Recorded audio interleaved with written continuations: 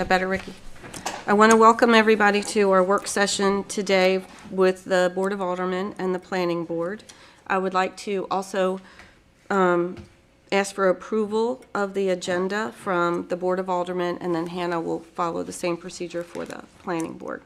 So do I have an approval of the agenda? So moved. And a second? Second. Are there any discussion? Yes, Mayor, I'd like to add a item called Planning the Future. I think planning the future is a key component of why we're actually meeting here today. So I think that we should at least set some parameters and talk about, where we might be going in the future in terms of planning for town North Topsail Beach.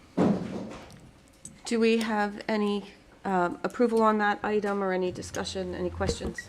I'll just add that since this is a special meeting, to add that we need unanimous consent from both bodies. Is there anyone who, let's start with the Board of Aldermen. Is everybody in agreement? I was thinking after we get through all the items on number 3, that it would be a good discussion for getting us past the operational items and into working together in the future. So I would see that as a new number 4, and then just adjust everything else. I don't have any objection to it, but I think honestly what's going to happen as we transition or discuss through these bullet points in 3, that's kind of what we're going to talk about anyway. But if we want to codify that, that's fine. Well, it might be the better practice. That's a good point. I think the bullet points on the agenda as printed are broad enough to encompass that type of discussion, but I don't want to. I'll defer to Mayor Pro Tem on.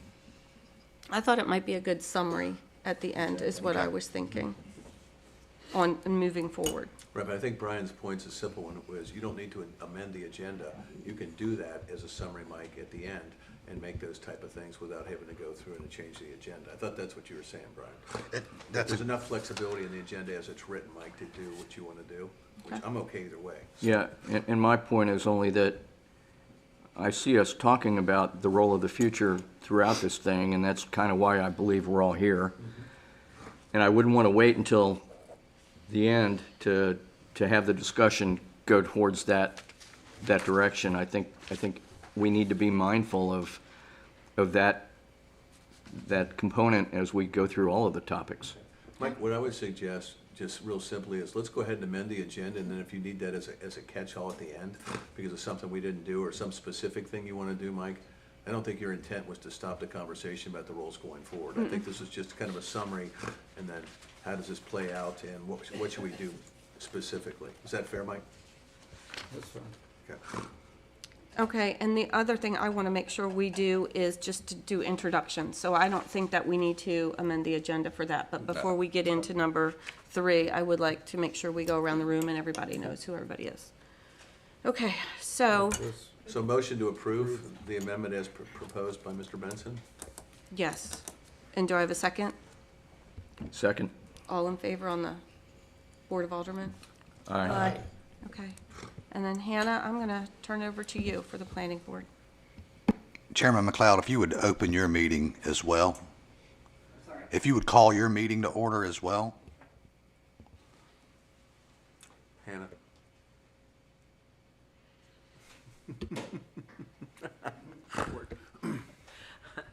I'd like to call the Planning Board joint work session with the Board of Aldermen, November 30th at 10 a.m. to order.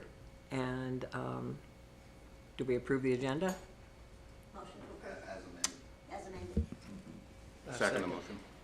All in favor? Aye. Okay, then the next item on here is, it's broad, we have multiple topics under this, but I'm going to turn these discussion topics over to start to Attorney Eads. Oh, I'm sorry, I did want to do introductions. Yeah, I had that written down. So can we start, Ms. Plettle, can we start with you? As you can tell by my name tag, I'm Connie Paletto, and I sit on the Board of Aldermen. I'm Connie Plettle, and I sit on the Board of Aldermen. Tom Leonard, Board of Aldermen. Nobody remembers to tell the truth? Yes. Okay. Mike Benson. Joanne McDermott. Brian Eads, Town Attorney. Fred Fontana for 6 more days. Rick Grant, who turned on his microphone, unlike Mr. Fontana. Alice Darian, Town Manager. Susan Meyer. Lisa Brown. Hannah McLeod, Chair. Scott Morse.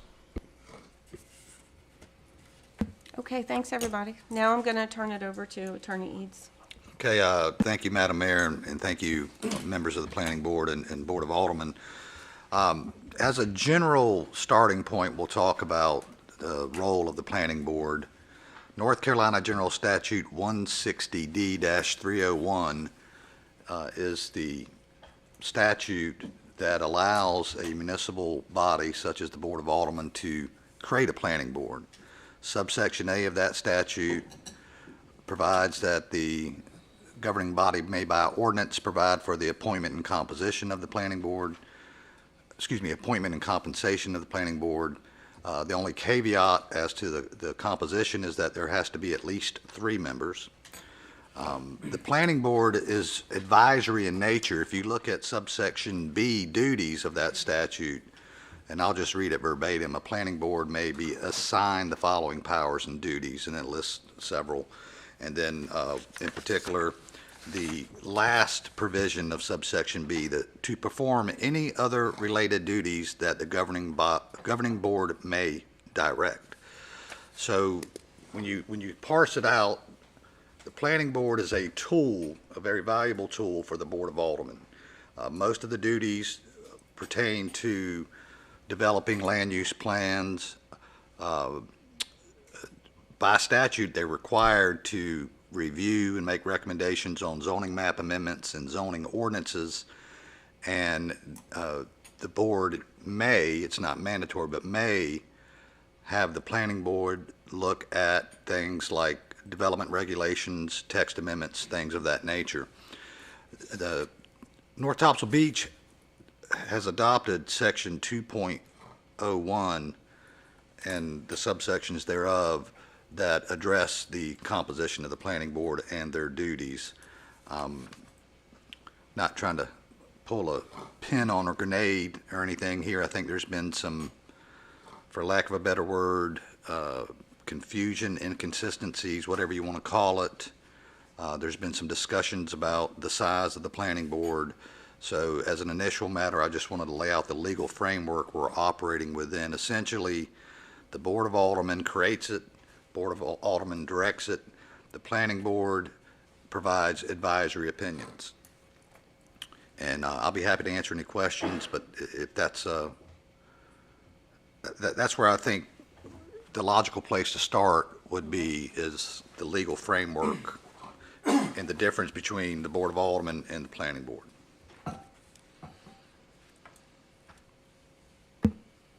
Any questions of me? Well, the one thing, since we have this available to everybody to view, the one thing I want to make sure they understand also is how many folks are on the planning board today, how many are full-time, and how many are alternates. So Hannah, could you answer that one for those watching at home?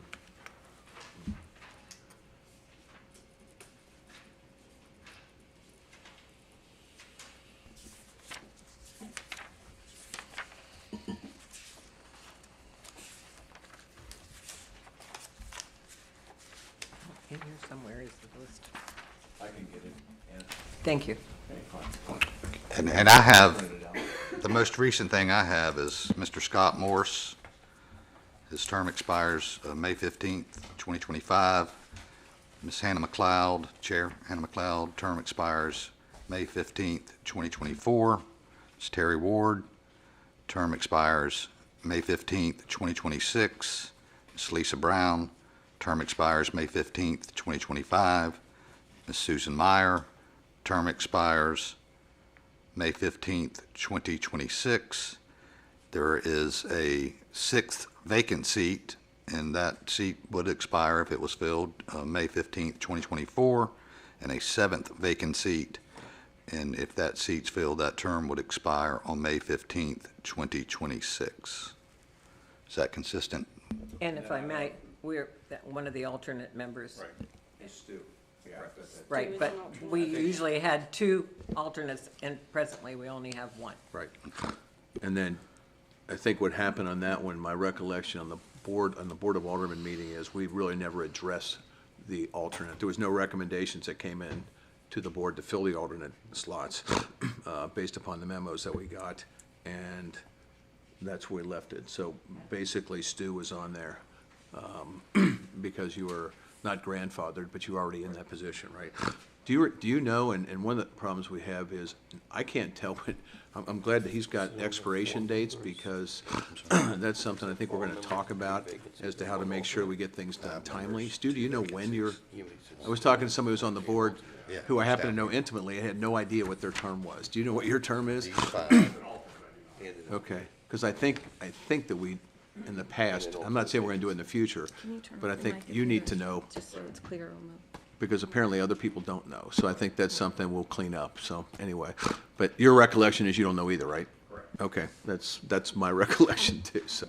I was under the impression that alternates did not have expirations to their terms, or is that just on the Board of Adjustments? Yeah, that's one of the things That's we're gonna something we have need to to clean fix. up going down there, because I've read through all the stuff, the bylaws, all that kind of stuff, and there are so many inconsistencies in the UDO and the way that we're operating and in the policies and procedures, that I think that's something that going forward we need to clean up for everybody's benefit, so that everybody knows kind of where, as somebody had said before, where everybody stays in their lane and you know what your obligations and stuff are, so. But Tom, I think the answer is they do have terms. The answer is we don't know what they are. But I think under what we had, I think they were, I just don't know. Hannah, if you've got something, I couldn't find anything in the record that gave what the terms were for alternates. I don't see anything, but as my experience has been on the board for way too long, they would automatically move up into the slot if there were a vacancy. Hannah, microphone. If there were a vacancy, they would automatically move up into that vacancy, and then that expiration term would apply to that alternate. You're saying that there's nothing that says that in any of the documents. What you're saying is that was the tradition that was out there? All right. So I just want to summarize. So to me, I believe we have 5 full-time folks on the planning board today, with 1 alternate being Stu. And the open question out of that would be, do alternates have an expiration date? Okay. All right. Sorry, Brian, I didn't mean to take you off course. Well, I also have a question. So Hannah, the alternate, and I was in that position, automatically got stepped up to the being on the board as a member. Is that something that the planning board should have done, or was that something that the Board of Aldermen should have done? We would recommend, I believe, that we would recommend to the Board of Aldermen that that person take the spot of the person who was Okay. quitting or resigned or whatever I happened. guess my question is, I don't remember that process actually happening. And I think, Hannah, that's something that we need to address today, because frankly, we have, as a group, missed the boat. We've had people sit on boards whose terms expired. We've had this board has not gotten applications for people when we had vacant seats and stuff like that. So I think that, I live by, if it's not in writing, it doesn't exist. But I think that we need to make sure we have a process that everybody is comfortable with, that says, 2 months from now, I've got an opening on the board. All right, we need to know that as a board. We need to know who's applied for it, and then go with recommendations. It's not consistent with our rules of procedure either. It's not in our rules of procedure. And I think that this is a good segue into, again, why we're here today, is because I think that we've gotten off track a little bit, and we just want to see if we can bring it all back into where it's supposed to be and follow the documented rules and procedures. And if I could just add, conceptually, an alternate would sit during a meeting, particularly if they were needed for a quorum, but moving an alternate from an alternate position to fill a vacancy, in my legal opinion, that should be a formal action by the Board of Aldermen. I agree with that. But I don't believe that intentionally any of these things were kept from the board. We've had, as we all know, we've had in the past 5 years, we've had many clerks, we have had many town managers, we have had board that wants things that doesn't want things. And all we have to go by is what we have in the ordinances of which say that the board shall consist of 7 and 2 alternates, and you know, that was done in 2011 and recodified in 2021. And you know, like I said, the staff has the staff has the responsibility to come to the planning board and tell them what when things expire, when we're not. I don't think that there's ever been a time that that has not been presented to the Board of Aldermen, that this last little hiccup with the expirations and the reappointments, I'll find it here somewhere, but I truly believe that we did say that, you know, they were vacancies and that the alternates could move up. And that was our recommendation to the board, and that's not what happened. And to that fact, if that's what you wanted to do, I just think that the communication to the planning board and saying, you know, we think we're going to readjust this, so, you know, don't be surprised when we don't do what your recommendation was. You have that information. You have the reports from the staff, you know, usually 3, 4, 5 days before. It was right on the front page, and I will find it. But just for clarification purposes, and we have to focus on going forward. What you just described is a meeting that was this fall. The vacancies and the fact that we had somebody sitting on the board was last spring.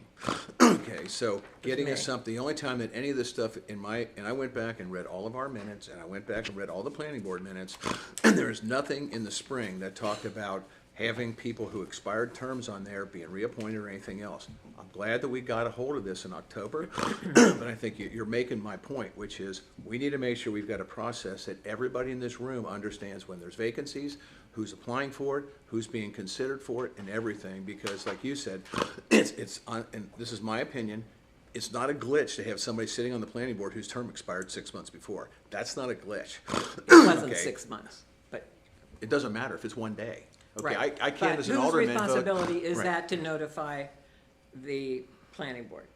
Or is it planning, you know, Oh, I think that, am I supposed to look at this every day and make no, sure that and it's right? that's my point, is that the documentation and everything has to be supplied to this board and to you in a timely fashion, so that you can, for example, if you know a term was going to expire 2 months from now, you want to know today, you want to know who is going to be considered for that role, right? Right. Ask for stuff like that, so that 2 days before you have a meeting, you find out that there's a vacancy that's happening the next day.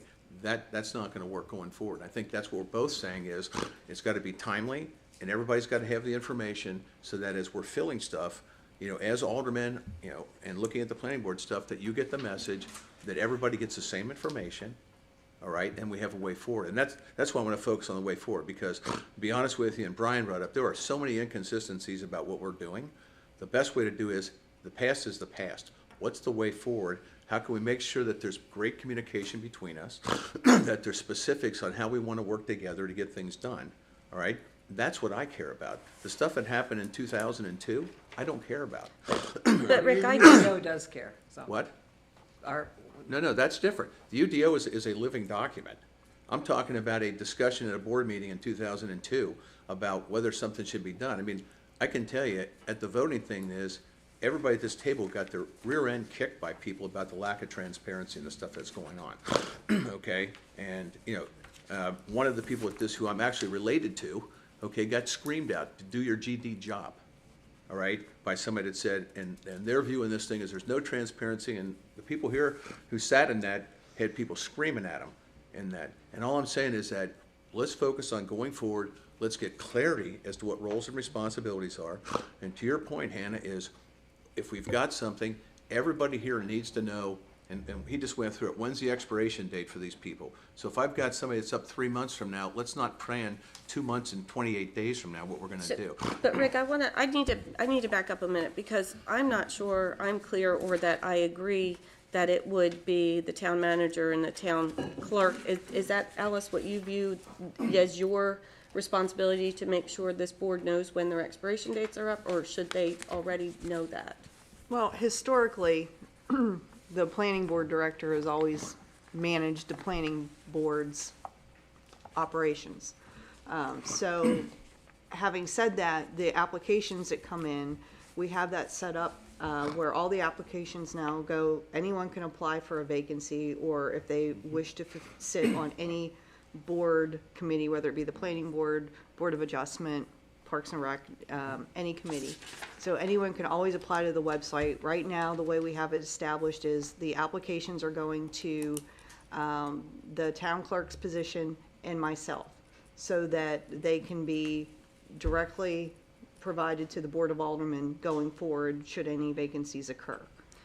But previously, In the past, it's been, just like Hannah's alluded to, it's been, you know, if there was an alternate, it was just handled in the staff report from the planning department on, we recommend this person be either moved from alternate to regular member, or we recommend this member, and it was just on the Board of Aldermen's consent agenda and basically rubber stamped. So we've already made a change to that process to try and move that to be Yes. more visible. And the board, I believe in this last, that was one of the changes, the board was able to review all the applications that did come Right. in. So, okay. All right, before we move any further If I- forward, I would like, before we leave this topic, to come out of here with a deliverable, and that is, what is the process for this Board of Aldermen to realize or be made aware that we have expiring terms on the Planning Board and the Board of Adjustments? And I'll stop with the Board of Adjustments because we're just talking to Planning Board. Let's get it on the table and decide whose responsibility is it to make sure the board knows that we have expiring terms. Because we've talked about it, but I don't think we have a decision here. May I make one comment? This year has been unprecedented with people selling, moving, being sick, and quitting. It's been more than we've ever had in any 6 months since I've been here. And so this was not anything to do with transparency. It was that we were short.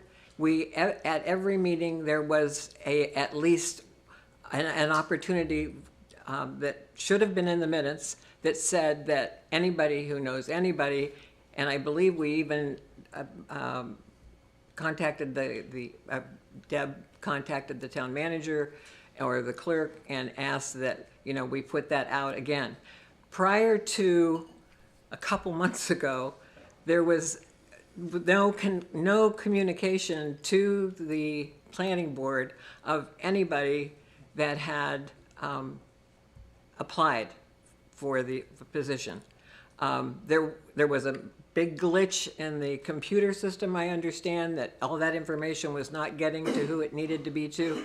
And I truly believe that everyone who has applied for any position has been contacted, that there has not been anybody that wasn't considered to be on a planning board or the Board of Adjustment. So we're not trying to keep anybody off of any committee or any board. Where we want people to be involved. We want people to join us, but we want people who are willing to come and participate. And that's what the alternates position is, that they are there to, whether we have a full quorum or not, they are expected to be at those meetings and fully participate other than voting. And if we don't have quorum, then they are allowed to vote. But there's history. There's not one thing that's brought that brought to the table or at a meeting that isn't continued to be talked about in future meetings, because it's not just a simple yes or no answer in 99.9% of the cases. So, you know, we want people to come and participate. And we always have an open forum, and we're lucky if we get 1 or 2 people here. And we discuss things. We don't just sit there and, you know, and do our own. That's why the 7 members are so important, because everybody brings something else to the to the table. So, but Hannah, I don't think we need to get into the 7 members right now, because we've just talked about a whole bunch of items, and I want to backtrack a minute, but I think Alice has her light on. Did you want to say something? No. You want me to say, so are you, Can I just make one? I have one question. I want to ask this. So in this last round, when the board voted on folks to come on to the planning board, are you telling me that somebody from the planning board contacted every single person who submitted an application? Not the planning board, no, but Deb did. Deb did. That was my question, because I don't think that has been happening in the past, and it's something that we need to make sure, again, back to our processes, that it's in there, because if somebody took the time to submit an application, they deserve the time to get a phone call and talk with them and see what their interests are, what their. Absolutely, and that's Okay. exactly what we Well, want, but let prior me clarify too, that since there was a known issue this last go-around, I felt like it was incumbent upon me to insert myself more than I would so in the past. So members I had asked, provided the list of applicants to the planning board chair, to suggest all members should be contacted. We also contacted on the clerk side as well. So we both did double duty to make sure that there was no ball dropped in any direction whatsoever. So both parties stepped up to make sure that everyone was contacted. Let me just make just a couple of points before we leave that. I've reviewed your minutes, I've looked at attendance and everything else. Your issue is not how many people are on your board. Your issue is attendance. Over the last 2 years, you've averaged a little over 5 people at attendance, with a board of 7 and 2 alternates. That means you've had 5 people out of 9 show up for the meetings. My view on that is, and this is a hard thing, is if you want to be on the board, just like a board of aldermen, whatever, show up. Because you have provisions in your bylaws and you have provisions in the UDO to remove somebody that doesn't come up for stuff. And I think attendance is the issue, not the other thing. The other thing I would point out is, with all due respect, when we got the recommendations to fill these spots 2 months ago, there were 5 or 6 people that newly applied. Not a single one of those people was recommended to go into any of the vacancies, including the alternates. Not a single one of the new people that came in. That's a fact, Hannah. I can show you the documents, all right? And so we can argue about the right way or whatever. What I'm saying as an alternate, okay, is we had a recommendation for somebody who had been on the board for 20 years and whose term was expiring, and the recommendation is leave him on there so that he can choose which board he wants to be on. This board has made it very clear that to the extent that we can, we don't want people on both boards, because that's been an issue in the past, okay, and I think we all agree on that. It's not been an issue, Mr. Grant, I'm sorry, it has not been an issue. The only issue is that we didn't have volunteers to take those positions. Right. And so rather than leave those positions vacant, we renewed. 100%, Hannah. And that was presented to the Board of Aldermen and obviously approved. I have no problem with it happening in the past. What I'm saying is we had 5 or 6 people apply, okay? Let me finish. None of them were recommended to go in there. So if we're telling people that you applied and you did, do you want me to read the recommendation of planning director from the planning board? Because it says in there, you did not recommend anybody new come on this board. Nobody. I believe we did for Terry. No, I recommended her. I nominated her. The She Board was of not Aldermen nominated. did And that. the Board of Aldermen did. I nominated Terry. Okay, she was not in your recommendation. And if you want, I can pull the sheet up and read it.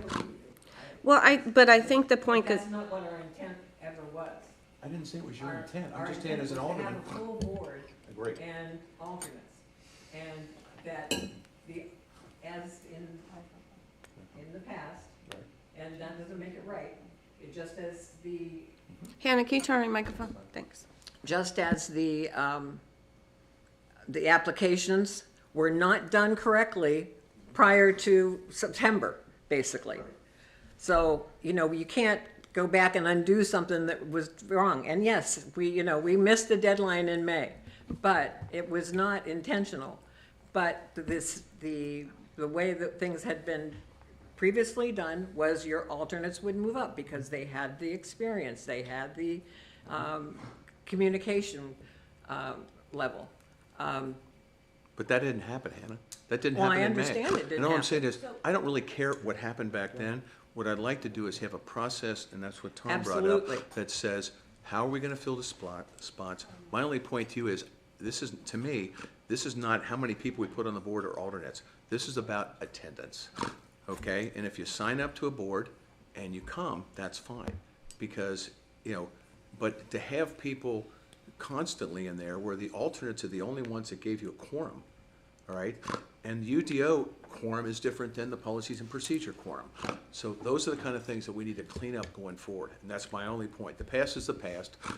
What happened, happened. Let's move forward the right way. And I think Connie, Ms. Plutter wants to say something. Yes, to the point of vacancies and applications, and actually just board members themselves, just not on the planning board, but also on any of the boards and committees that we have.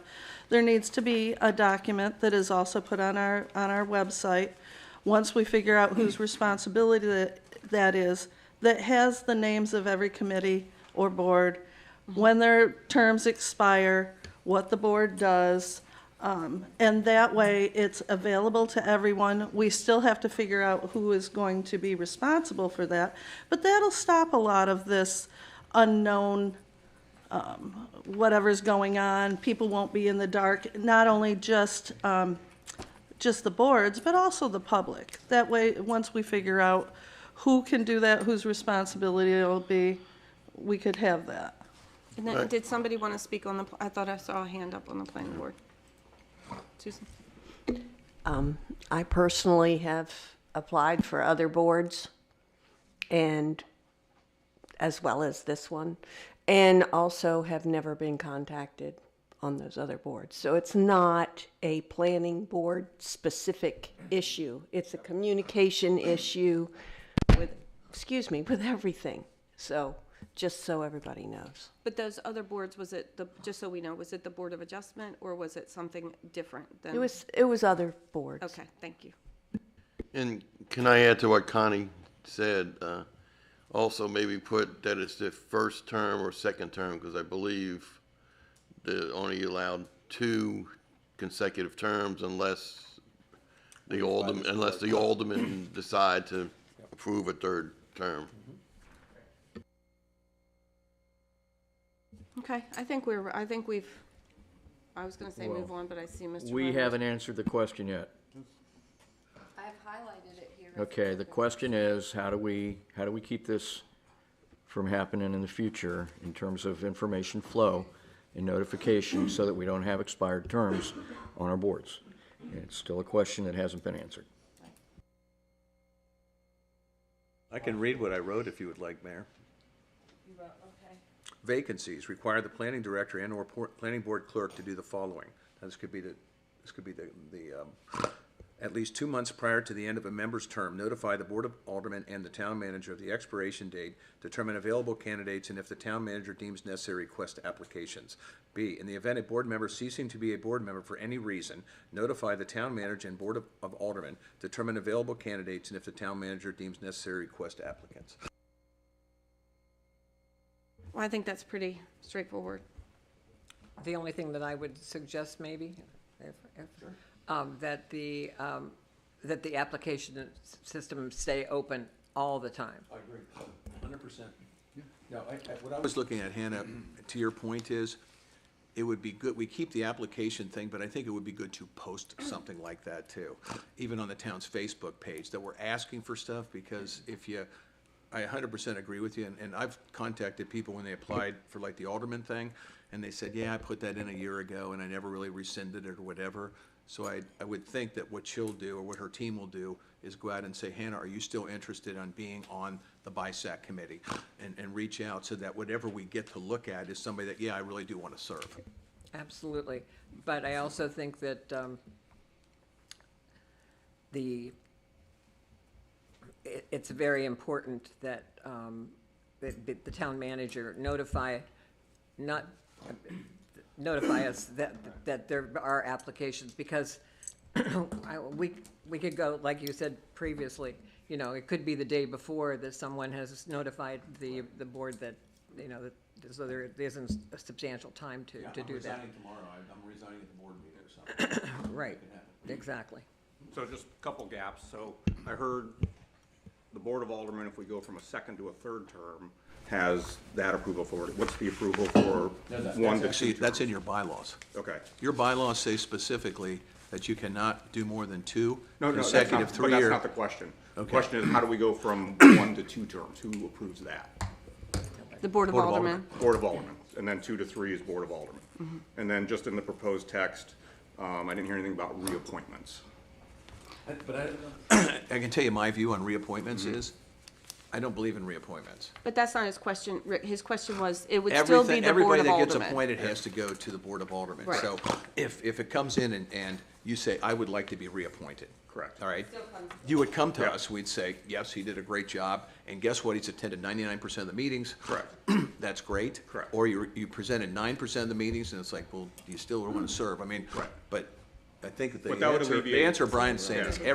every appointment, whether it's a reappointment or Right. whatever, or move in that board has to be done by the Board of Aldermen. Is that correct? Absolutely. And Is that your question? Yeah, but just, I would just add something like, you know, do you still go through the posting process and all that? Is that a requirement in a reappointment? you look at the seat, not the individual. Right. So when that term expires, it's just like running for the Board of Aldermen. When that term expires, to fill that vacancy, that needs to come before the Board of Aldermen. And if I could just, I don't know, I don't want to interrupt your questions, but I have an observation once you finish your Okay. questions. Yeah, Ju- I mean, just- it's just real quick, It's a though. procedural question, Right, right? right. Because if What I- someone's interested in staying, do we have to do steps 1 through 5, or Right. can we not do posting and Here, all that stuff? here would be, I assume this is what they're doing, I don't know, and they can confirm it. My guess is, if you are the current incumbent, there will be a phone call to you that says, are you interested in being reappointed? When I go to the county meetings, that is in every one of their things. Correct, yeah. You know, Joe Smith, is the current, wants to be reappointed, all right, here's 3 other people that would like to be considered for that.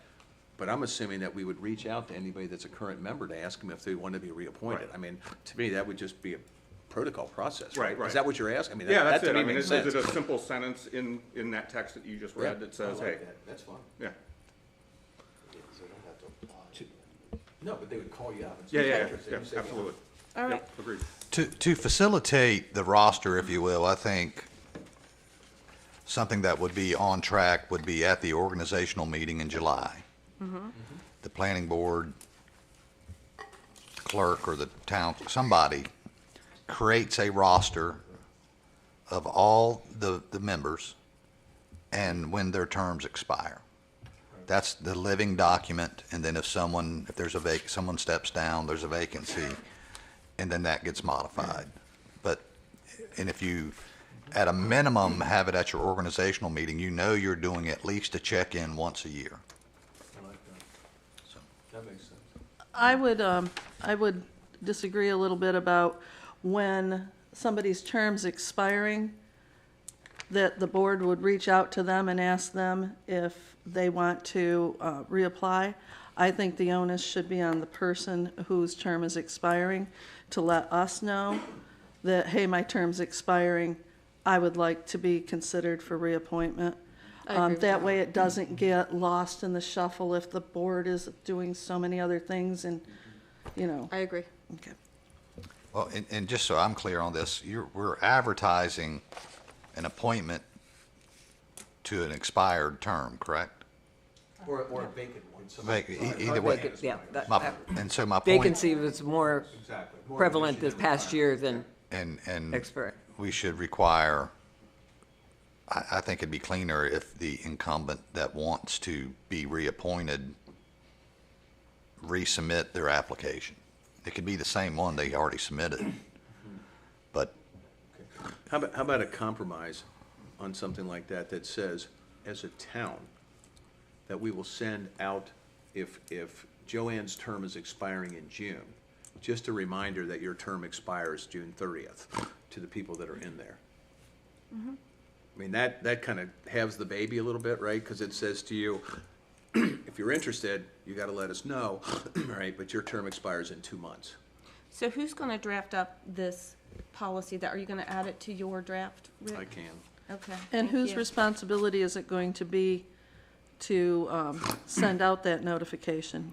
Rick is going to need to include that in his draft. I think it has to be very clear whose responsibility it is, what is the flow going to be, what we're expecting, what that person should expect. And so that will cover the expire and vacant seat process, but also the reappointment process. Very good. And then we'll be able to review it. Just for clarity, I'm going to have to work with her because it's, where do you want this stuff to come into? Well, It Rick, to me, it's got to be an automatic process. It all has while to we're go, with it her. all has to go back through Alice. I'm assuming what you'll do I'll is work just with her. work up a draft. Yep. And so she doesn't have to start from, the beginning, and she can modify as appropriate for us to review. That's fine. She'll remove all your legal jargon. I made one other suggestion. It's not just on the Facebook page that you put that information, but on our actual website. Everything is on the website, Hannah. We don't just use Facebook, because there's people who don't use Facebook. Yes. I would prefer people don't get all of their information from Facebook. Well, again, I think it'd be informative for everyone, public included, if at the organizational meeting, you identify the roster that's reduced to writing, has the name, the nature of the seat, whether it's an alternate member or not, and the expiration date of the term. And then I'm assuming if someone resigns, they resign through the planning board as opposed to the Board of Aldermen. So at say someone does that the day after a monthly planning board meeting. At the very next month's meeting, we revise that living roster, and we can put that on the website. It'll make it easier on the town manager, the town clerk. The Board of Aldermen can see it anytime. You and your members can see it anytime. And that way you have at least a mandatory one-year check-in that lists everything out. Right. And then it's revised if vacancies occur. And I think, again. Or if a vacancy's filled. Anytime there's a change in the composition, Update the list. that document's revised. Right, and I think that should be in your process. That's part of the process. I Okay. wrote down living document, I think is what Hannah was saying. Make Yep. sure it's up to date. It's up to date. And it's both on our website and the Facebook page or whatever, because I learned a long time ago, and I had to write this down, everything on Facebook's not true. So I'd like to try and get us to move on. and- Just to summarize, Yes. just to summarize, to put this in perspective, we're talking about managing the term expiration dates for 9 citizens. This should be pretty darn straightforward, okay? Right, and we're gonna draft out the process, or update the process and get it back out. Okay, so. I just have a quick question for Hannah. Hannah, when people resign, do they usually give you a good amount of notice, or does it happen like that, or Usually mixture? at the meeting, or they usually notified Deb, Okay, and then I would be notified. okay, And then at the next meeting, the whole entire board would be notified okay. that we're going to. But like I said, it's just been unprecedented in this last year because of what's going on here. Yeah. So everything's in flux. Well, Thanks. thank you. Brian, have we covered the so- roles and duties? Wait, I just wanna see if there's more here, and then I'm gonna turn over to you. Oh, yeah, We're good on that? I'm not. we bled into, I just wanna see if there's anything else missing. we've bled into almost all of the bullets All right, well, by I'm this gonna point. let Mike Yeah. then has a comment. Okay. Might Well, I ask one other question? I think some of the problem that we're experiencing now is because when the board changes, when the town manager changes, when the clerk changes, that some of these things get lost in the filter. But see, I And disagree so with that, we Hannah, need- because we've had the same board for the most part for many years, and Alice has been here for 2 years, I think now. Right. Right, so, I mean, and Deb has been here for a very long time. Right. So we should not use that, I don't personally believe, as a reason for having a lack of communication. Right, absolutely. And I respectfully disagree with that as well. Okay. And I agree with Joanne. You know, we've got people who've been here quite a long time. We all know how the game is played. We know who does what to whom and how things are supposed to work. And we need to follow the established procedures and modify and adjust them as necessary if they're not working, which is what today's about, and move forward. Okay. Okay, so while we're talking about roles and duties, I have a question for Hannah to make sure I understand how the role and the duty of the alternate to the planning board works. As I read the UDO, it says that alternate members shall participate in discussion of the planning board meetings, i.e. sit up here front as the planning board meets each month, but they are not to vote unless there is a voting member not present. Then the alternate assumes the right to vote for the member who is not present. So you are basically, by including the alternates in the discussion, you're expecting the alternates to be present at every monthly board meeting. So de facto, if you have 5 regular members and 2 alternates, you have a 7-member committee. If you have 7 members and 2 alternates, you in fact have a 9-member committee because you expect them to be here every month. Is that correct? That's correct.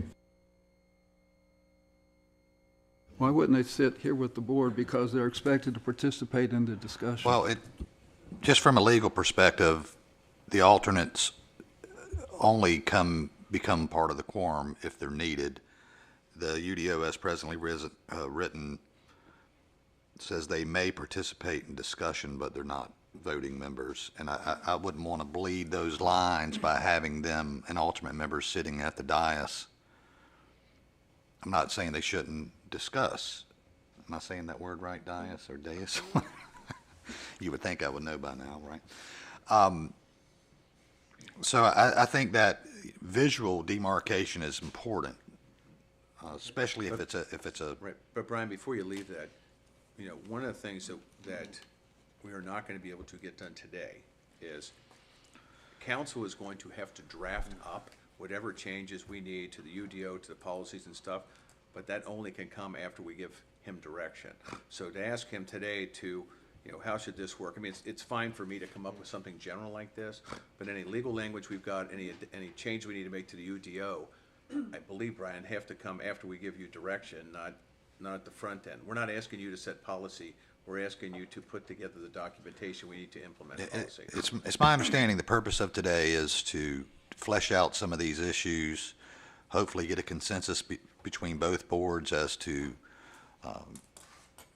UDO changes, policies, procedure changes, et cetera. Okay. And so that direction would have to come from the Board of Aldermen, whether there's a consensus or not. Okay. So, but that's a long yes answer to your question.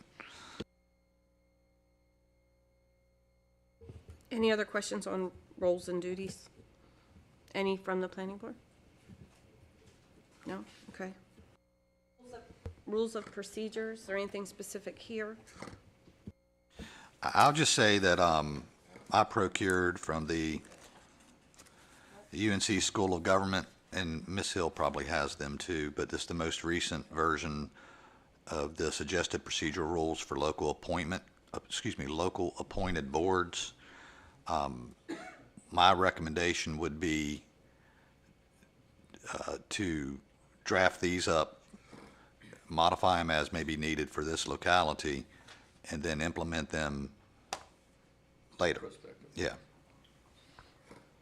Of course, that will have to come on the tail of some UDO modifications as well.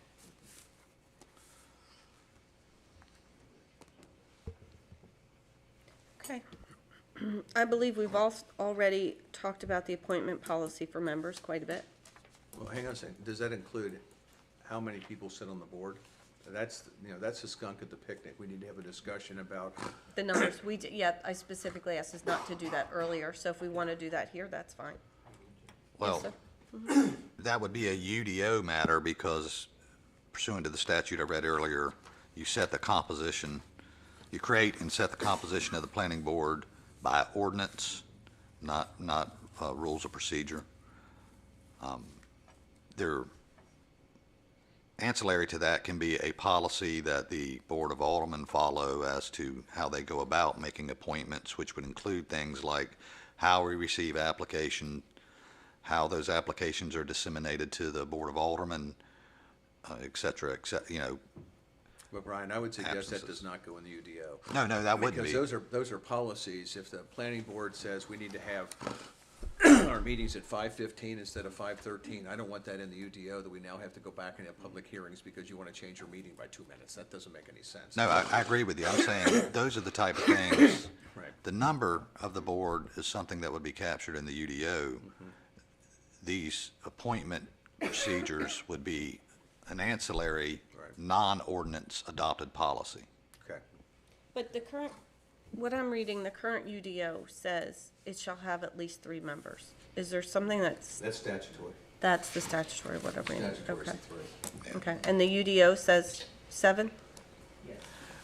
It says the planning board shall consist of 7 members who shall be citizens, blah, da, da, da.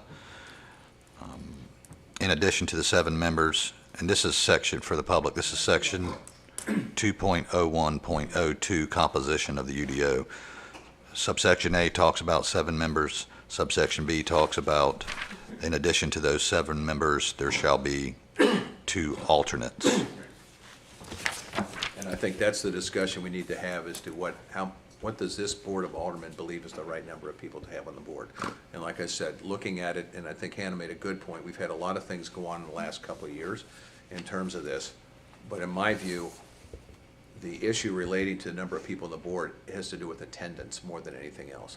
Because I think Mike makes a good point, is trying to get 9 people to serve on a board is going to be problematic, but we have relied, I think, Hannah, you've relied on the alternates to get quorums. The other interesting thing on the UDO, which I found very interesting, is under the UDO, a quorum is the majority of seats that are not vacant. So today, we have 5 seats and 2 vacancies. The quorum today is 3. Under the policies and procedures, the number is 4. Okay, so we have a disconnect between the policies of the planning board and the UDO. Well, according to our UDO, it says 7-member and 2 alternate composition allows for routine absence of some members, while still having the availability to have quorum and carrying out its duties and responsibilities without delay.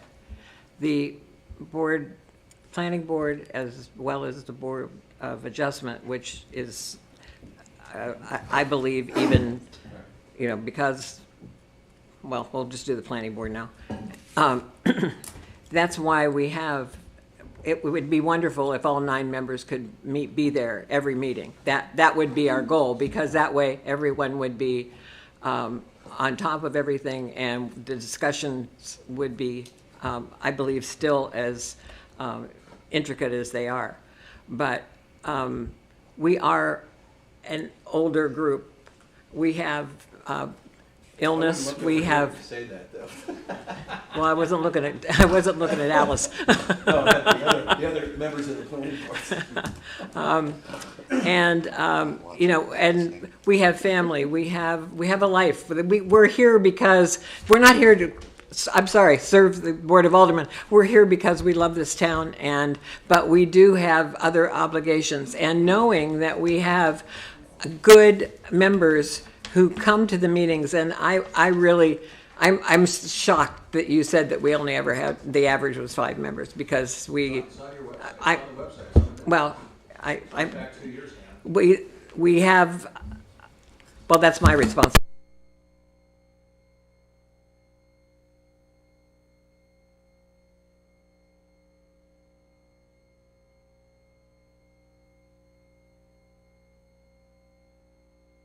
We have to cancel the meetings because we rarely, I can't even remember that maybe one time we had to cancel because we didn't have quorum. But normally, it's because there's a hurricane or because there's a disaster or something that's going on. I truly believe that the planning board and the Board of Adjustment, people take this responsibility very seriously. Go ahead, Mayor Pro Tem. So we're talking about the number of appointees, right? Yes, sir. Yes. So it seems to me that personally, I don't like the idea of alternates.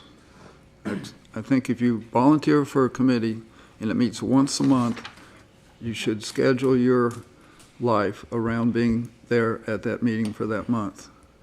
Sure, there are certain occasions when you would need to miss a meeting, but not very often, okay? So I think I would be in favor. I was talking about 5 + 2 and 7 + 9. I kind of come back to the idea, if we can agree that we don't have alternates, I think 7 is a good number to have on the planning board. If we can't get past the alternate dilemma that I see as a dilemma truly, then I think 5 + 2.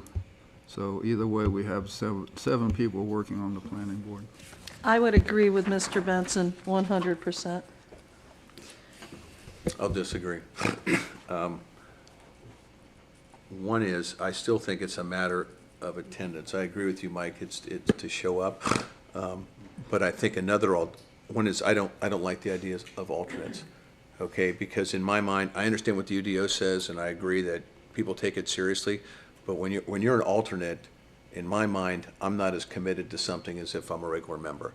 I'd rather have more members and less alternates, okay? And my initial feeling was I'd rather have 5 members and no alternates.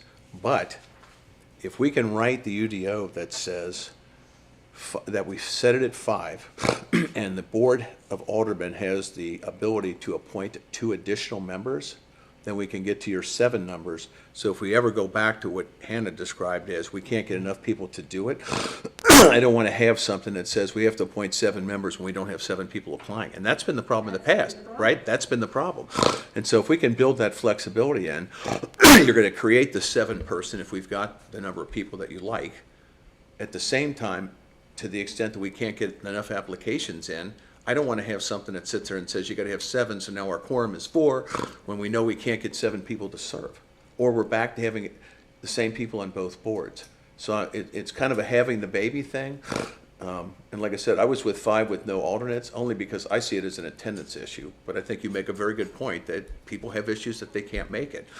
But if we give ourselves the flexibility, okay, to appoint, okay, because it says shall now, right? Shall, 5 is shall, the other one is may appoint another 2. And if we can do something that within the UDO, and I'd look to Brian on that, I would see that as a compromise. Then you've got your 7, but you got people that really want to come. But if we ever get to the point, Hannah, to your point, where we can't get enough people on the board, then we kick it back to 5, so then you've got a quorum of 3, not 4. Well, I think right now, the issue that we were basically, and I blindsided with this, was that our UDO says 7 and 2. Mm-hmm. And when the Board of Aldermen took the recommendation that we had and didn't make those appointments, when the UDO says this is what we're supposed to have, then we're going, where are we? What are we supposed to do? Where are we going from? Why did the Board of Aldermen not take our recommendation, or why didn't they at least follow the UDO? Because this is of 2022, when it was. But hang on, that's a very good point, except you also didn't recommend to fill the other alternate, which is also a requirement. It says you shall have 2, and there was no recommendation to fill the other alternate spot, even though you had 5 other people that applied. So I would rather just put that behind us, okay, because, and the reason I didn't go along with it is because I didn't think the 5 people that were not recommended had gotten a fair chance to be considered. That's why I didn't want to do that. I mean, I nominated Terry, who was not nominated, okay? And you had somebody that was going to be renominated, all right, reapplied, who had been there for 20 years, whose term was up, and who was sitting on another board. Sitting on 2 boards is inconsistent. I'm not sitting on 2 boards as well, because we didn't have enough people. But going forward, we can't keep doing the same thing, is my point. Correct. But we have to follow the UDO until the Board of Aldermen have a public meeting and change it. And that's why what we're here. And that's why we're here today. All right, so let's let Susan. Okay, I have a comment about alternates. Yes, please. I've been an alternate for a couple of years, off and on. And I took that responsibility very seriously, as I do believe all the alternates have. I took it as a training time kind of thing, so that I could learn more about the planning board, what they do, the procedures, and all of that. So I think alternates are a very important aspect of the board. That's just my personal opinion, speaking as an alternate and a board member. So But I guess- as a con to that, having an alternate and being a regular member of the committee, the regular member says, oh, well, I really want to go somewhere this month, and I know we have alternates, so it'll be fine if I miss the meeting. So that's the con to having alternates. Susan shows up at every meeting for everything. I took it seriously. That's my point, it's an attendance issue. I understand that, but I do think there's still a necessity for alternates. Yeah. People, especially in a community that is a tourism community, there's a lot of, obviously we like living at the beach, so we like to travel, possibly. And this is not a paid position. So to expect someone to be there every single month, I think is a little bit possibly unrealistic. You know, you guys, I know it's not a whole lot because I've been there, but you do get paid. And you're also elected by the community. So you have a responsibility to the community, as we do too. And we do take it seriously. But it isn't the same as being on the Board of Aldermen. So I guess what I'm struggling with, and then I think, Tom, you wanted to say something, or Mike? All right, the only thing I wanted to say is, to me, it's about the number and having a quorum to be able to move forward, because the decisions that come before you all impact homeowners' property rights in a lot of times. You're talking about zoning and planning issues, land use. So it's extremely important. So from my perspective, I'd prefer to see a full board, as long as if somebody is on vacation, Susan, we have a quorum to be able to move forward versus trying to bring an alternate up to speed if potentially they can't attend as many meetings as I know you're very dedicated to. That's mine, because if one of us is on vacation, we still have a quorum to be, I never get to vote. There's always enough people that I'm not even, so to me, I don't even really like the term alternate. I would prefer we have the right number of board members to accommodate people's personal lives if somebody's missing, because then whoever else shows up to the table to vote, that they've been there, they know what's going on, there's no backtracking, and we're fair to the homeowner. Well, but that's kind of the point about if you went to 7, Mayor, is you only have to have 4 out of 7 show up for a meeting. If we can't get 4 out of 7 people to sign up for a meeting that's been planned for a year, we've got an attendance problem, not a, and so whether you call them alternates or you call them members or whatever, and I think the other thing too is we're gonna have to be more strict. If you don't show up for meetings, under both the UDO It and says it under the in there. policy, you can be removed for not Yeah. showing up. Says it in there. And they're completely different standards, by the way. And Mayor One is Pro Tem, 1/3 of the thank you. meetings and the other one is excused and unexcused. And, and that type of thing, I think that's gonna have to be cleaned up, but. Well, I think that's exactly where we are, because we only know, I'm speaking for the board, we only know what's in the UDO, okay? It says this, and so for the Board of Aldermen to change that without a public hearing, without telling anybody, well. We didn't well, change not it, telling but you. Hannah, we didn't change it. We didn't change your Hasn't been UDO. changed. Yeah, but you didn't We fulfill the appoint- UDO. We did not agree to appoint the members that you had suggested. but we did not change your UDO. That's one of the reasons we're But here today. you appointed people, but you didn't appoint the full board. So if you had, Hannah, the if you UDO had a also talks full- about vacancies. If you had 5 people that were willing to serve on the planning board, you had 5 applicants. So I don't know, I don't remember that part. But if you had 5 applicants, you could have taken those 5 applicants and put them in there. No matter what we recommended. Obviously, we recommended, we made recommendations, and you didn't follow those recommendations, especially on the Board of Adjustment. That's our prerogative. Right, which is your And that prerogative, is a prerogative absolutely. of this board. Absolutely. This board But- serves at the pleasure of the voters, okay? The Board of Aldermen, or the Board of Adjustments, and the Planning Board serve at the pleasure of the Board of Aldermen. Correct. There's a chain here. Right. And I think sometimes we forget that chain. Well, like I said, the only chain I know is the UDO, so. And I'm guessing we're gonna have to modify that through a hearing and stuff. Right, and that's also- why we wanted this meeting, because Agree. we didn't do anything that we thought was incorrect. No. But when you didn't, Right. we expected that you would at least follow the UDO and appoint 7 people. Okay, let me just finish. Let me just, The And prob- the that's problem fine, with I Hey, mean, you hey, can do hey, what hey. you want. Let's let the But town that's why attorney our talk. question, that's where our question came in. That's why we're having this workshop. And if that's what you want to do, if you want to change it, that's great. But we just need to know that you want to change it, and that it's not just, or what we need to do to make sure that we're giving you the information that you need. I just want to clarify, and I think the mayor made this point earlier. The fact that our UDO says that the planning board shall have 7 members does not mean that the Board of Aldermen is divested of its discretion as to who they're going to appoint. Correct.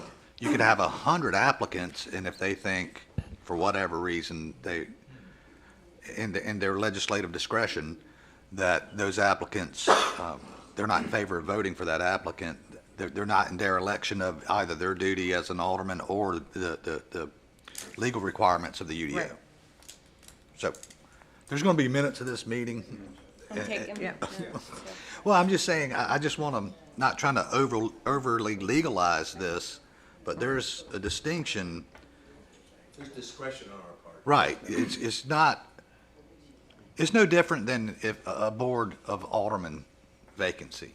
If you only had 1 or 2 people show interest and they clearly weren't appropriate by all standards, that board would not be forced to select one of those people to fill a vacancy at the Board of Aldermen level. Same is true at the planning board.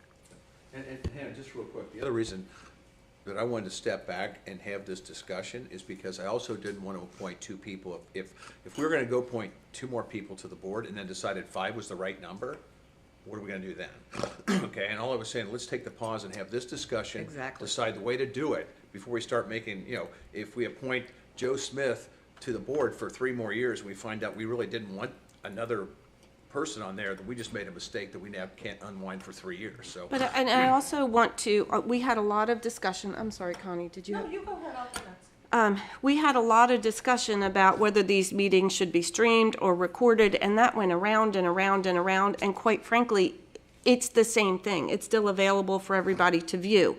So part of that discussion, and the reason I'm bringing it up, because it goes to me personally with some of the recommendations that were brought forth by the planning board, was how much emphasis went into how some of those folks are professionals and they shouldn't be recorded and it's not fair to them. And we've got to get past that. And we have got to have boards who are willing to be recorded and streamed, because it goes back to the transparency issue. It's very difficult for somebody to get through all the minutes and understand the discussion that went around it. And not everybody has time to watch it live anyway, but if they really had interest in a specific topic that's being discussed, that needs to be available to them. So that was part of my concern as well, because there was a lot of discussion around how the board was not comfortable with it. And again, we're getting back to residents and property rights and all of these things that get discussed here. So we need people who are okay with that as well. So, if I may, just Yes, one other please. thing on the regular and alternate discussion, I'll just throw out my personal example. So, I've been an alternate. I haven't gone to regular member because I also have a career. That job requires me to travel, so if I was physically present on the island, I was here. Yep. I was never, if I was never in my house while there was a meeting going on Right. here.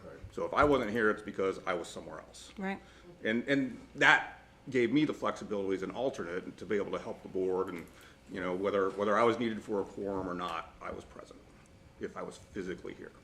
So that, I'll just throw that out there, as an alternate, that gave me a lot of flexibility. And as having the meetings recorded now, you could go back and review what was actually said in the meetings that you weren't able to Correct. attend in person, so that's Correct. Plus I get the another minutes. advantage of having the meetings recorded. So as we talk about this alternate issue, having not been one, and I know Susan you have, and Stu you have. I have too. How do you feel about being an alternate and coming to the meeting and then not getting to be able to vote? I mean, we're throwing it all out. I think that's a data point we ought to discuss. That happens rarely. Fred and Which I were alternates at is- the same time, and there was probably never a meeting that one of us or both of us weren't voting. I was gonna say the same thing. I do have curiosity, and maybe, you know, we're beating this horse to death, but what's the common practice, Brian, you would know, do most municipalities have alternates on their planning board, or do they have a set number? Is there a general consensus?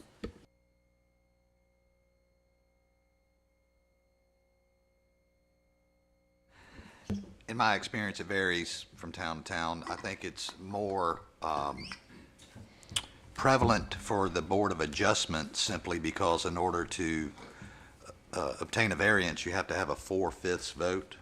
So if you only have four, and this has occurred several times here and several, well, you have to, our practice is to, as soon as we find out that there's only going to be 4 members of the Board of Adjustment, we let the applicant know and tell them, since you have to have a 4/5 vote, you're going to have a unanimous vote with only 4 people there.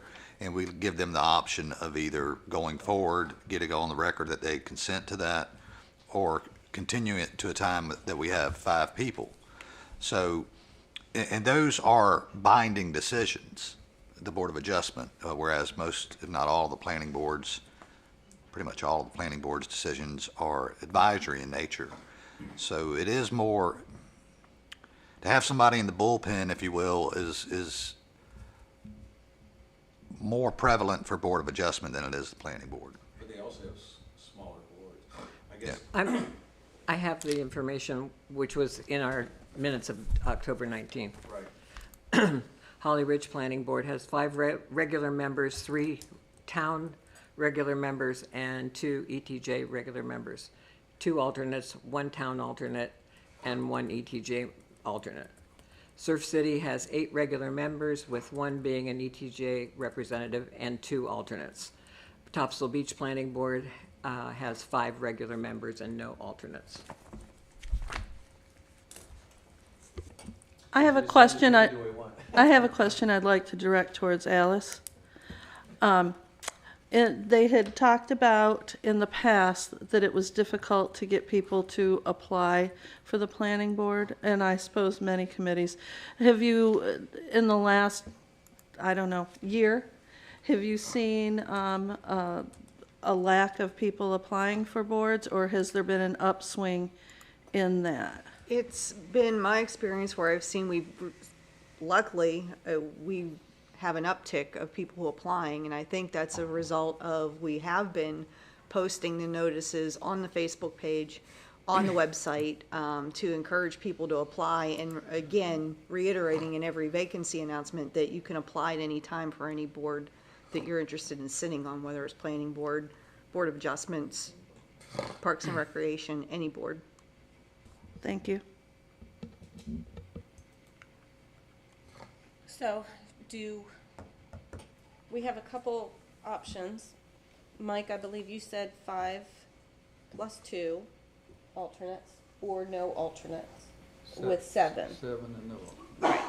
And Rick, I think your choice was to set it at 5, but allow the Board of Aldermen the ability to appoint others as needed if there was an issue. Now, would those that the board appoint be alternates? No, I don't like the idea of alternates. The other thing too is, as long as the UDO is written to put in the discretion that you talked about, Brian, then I have no problem with the 7, as long as, as long as it's written in there.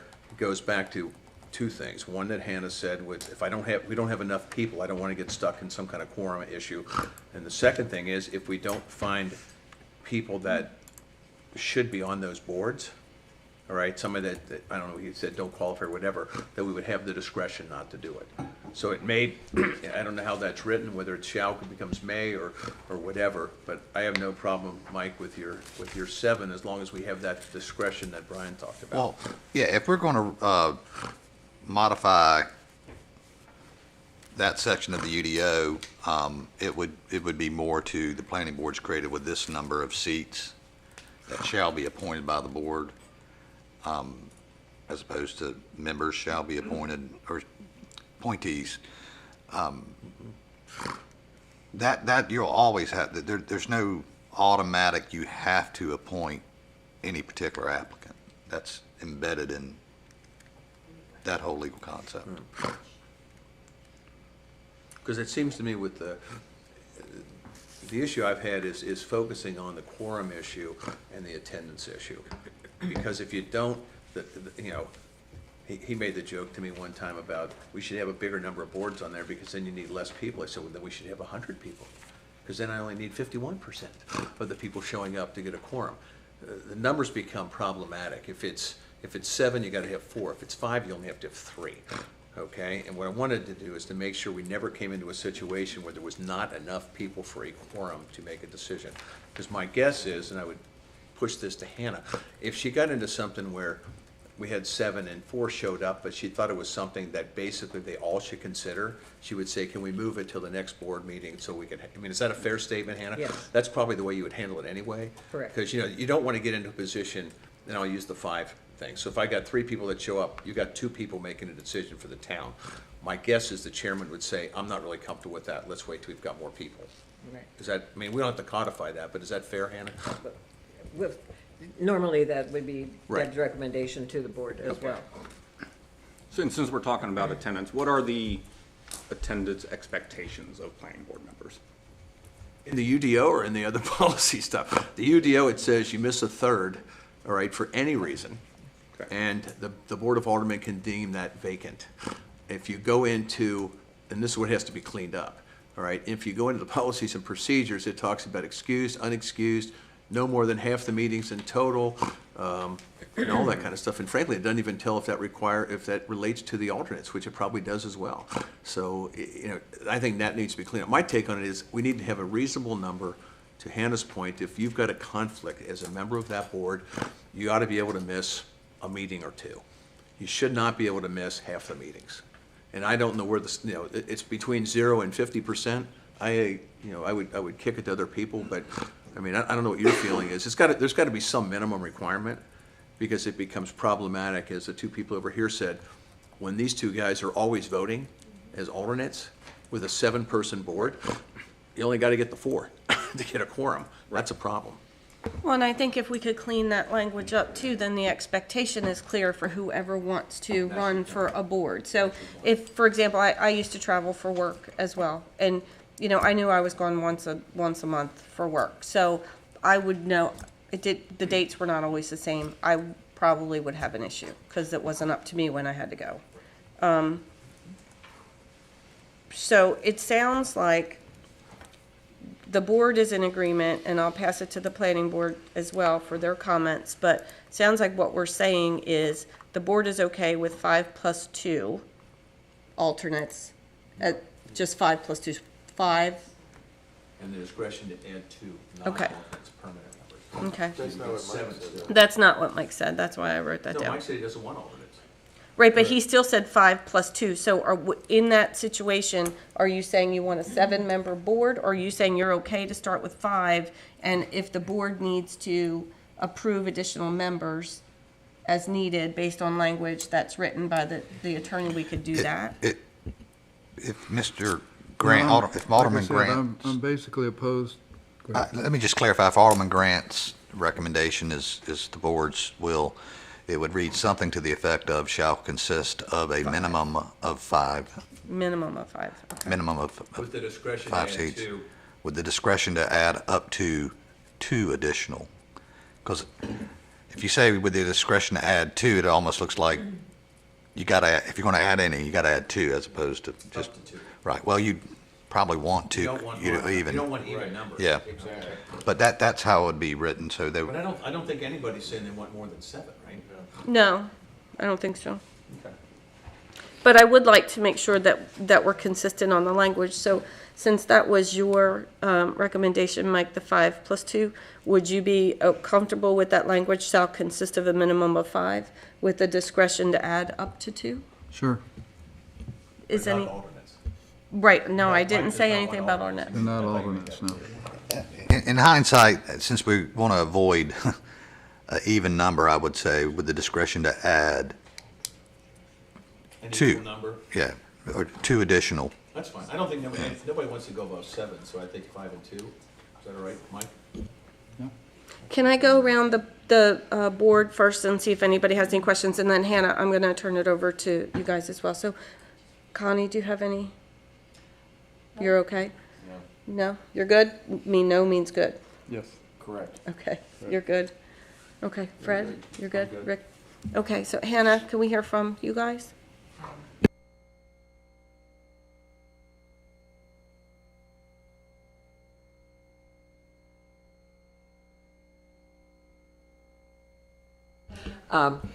That this would have to go to public hearing, is that correct? Or can this just be done? Oh, yeah. Okay.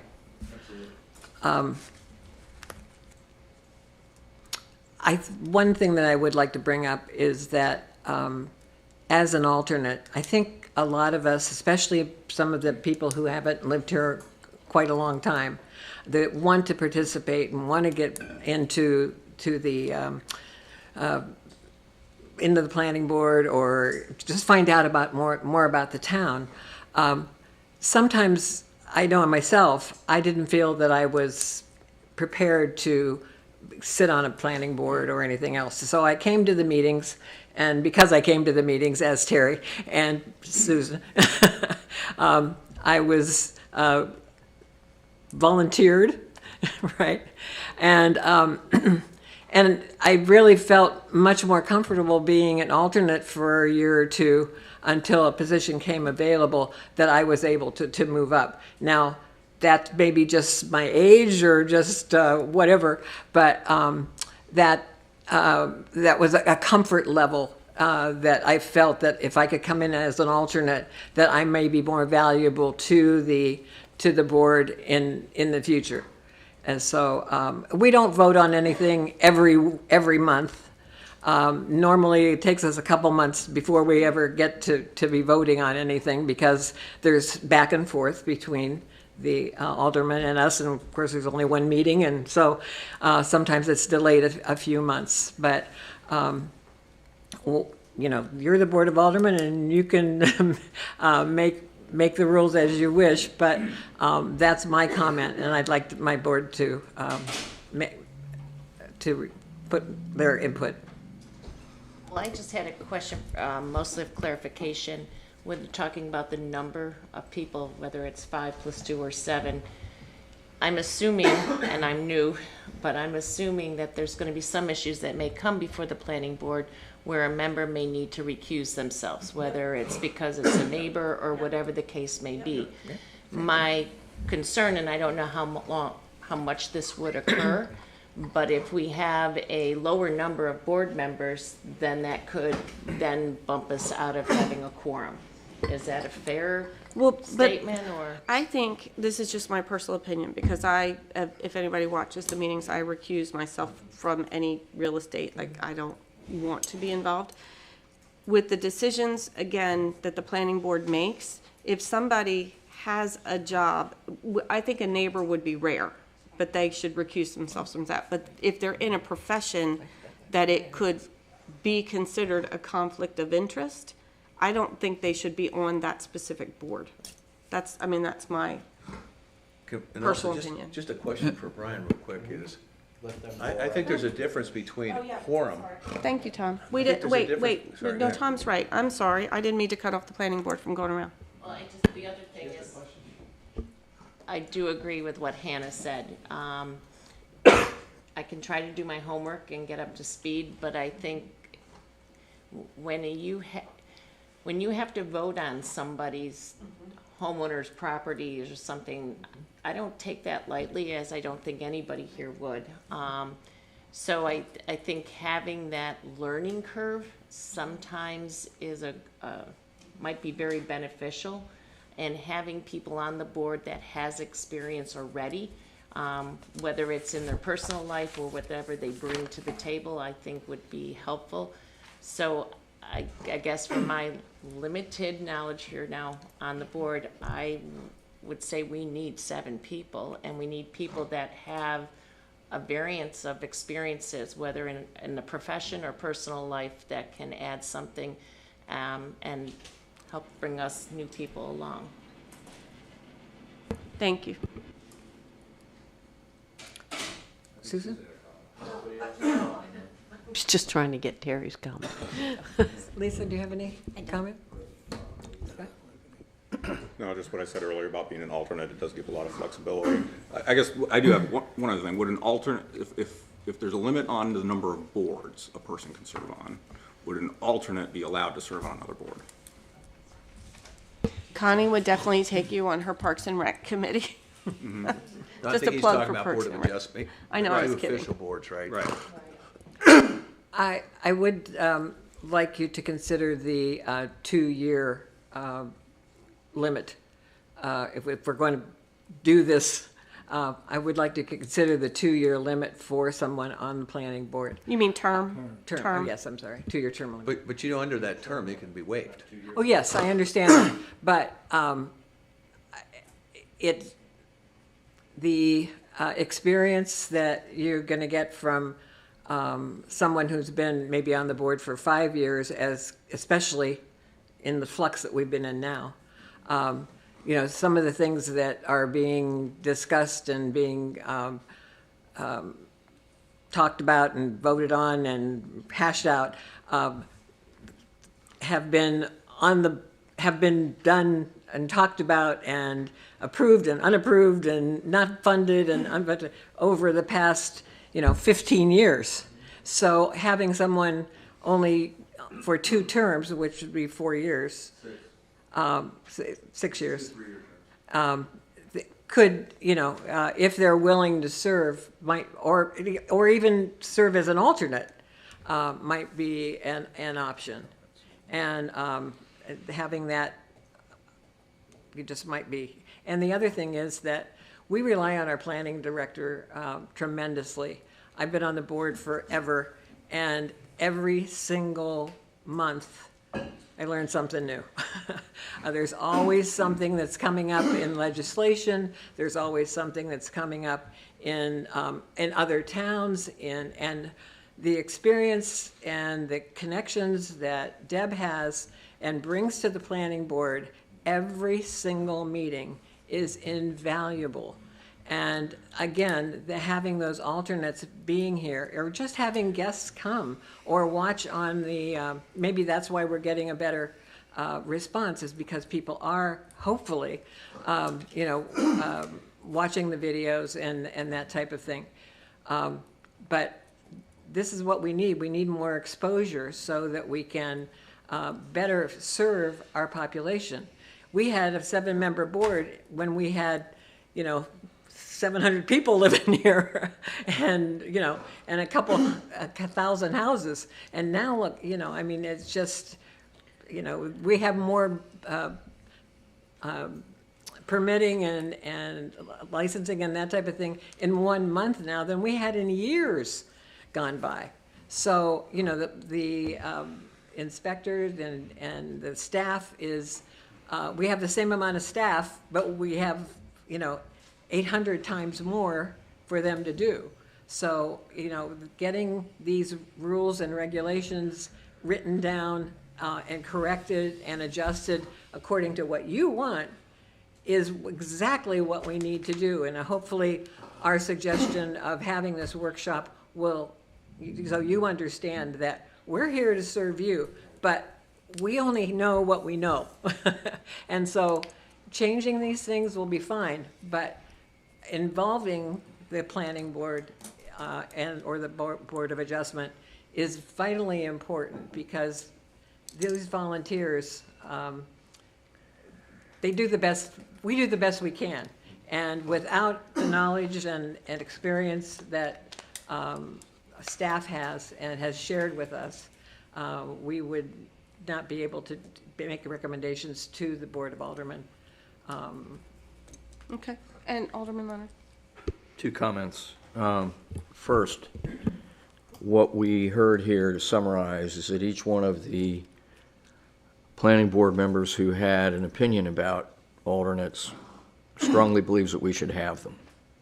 That's what we heard. I think correct? For various reasons, between Training Wheel's approach to board membership, to people who can only be here so much of the time. And so given that, I was on the fence until I heard from all y'all about whether to just have a straight number of board members and no alternates, or, and I'm at 5 and 2 with, 2 alternates? yeah, from where we're at with that. But Hannah, I wanted to comment on something too about, because I've been coming to these meetings, I guess, as long as you have, and it's probably back to about 2007 or so. And I remember when we had separate boards of adjustment members and planning board members, and I think it all kind of started to unravel at about 2009 timeframe. And there was a bunch of people who moved away and people who got discouraged and quit and all those kinds of things. So back then we combined our boards out of necessity.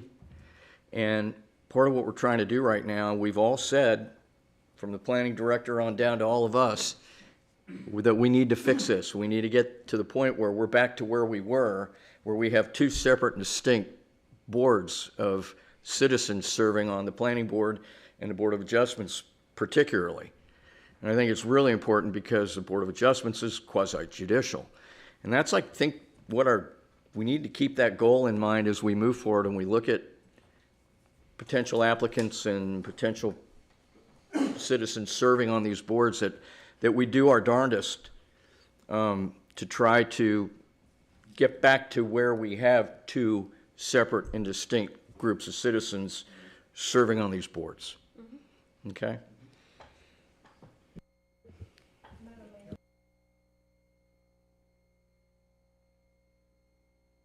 My understanding, Mr. Attorney, correct me, that you took a poll of the board members to approve 5 regular members, no alternates, with the option to add 2 regular members, or was that up to 2 regular members? That was my understanding of that. Number one, that was not a vote. It was just a consensus poll. That the UDO modification consists of changing the total number of mandatory seats on the board from 7 to 5, with the discretion to add 2 additional members. 2, not up to, but 2. Correct. Okay, and in the poll, it was my understanding Alderman Leonard, who left the room. He just, I believe. I thought he agreed to that, but I thought he just said he wanted 5 regular and 2. I think, I agree what I also believe he said is that he was originally thinking all board members, but now with the feedback that he's heard, he's open to 5 plus 2 alternates. Okay, let me throw out something in, Mayor, is why don't we structure this then? I still don't like the idea of alternates. I'd rather have 7 on there. If we can do language that says we have up to either adding 2 alternates or 2 and not both. Because I think we already have 1 alternate right now. Mm-hmm. Okay, so if we don't have alternates, we've got an issue with the current alternate, although he doesn't know what his term is. I think it was over yesterday, by the way, so. Well, I'll send you an email. But I don't like, I want people to be committed to going. So if we're gonna go back, and I think you made a good point about attendance, is whichever way you go with that, you gotta have the same attendance requirements. Because having an alternate that doesn't show up, all right, doesn't gain you anything. And the other thing I would talk about with rotations, the only way that you're ever gonna get the knowledge that Hannah talked about is to rotate people on and off the board. Because if all you ever say is, I never wanna change this because they've got, they've got this experiences, you never get the experience for the people coming in.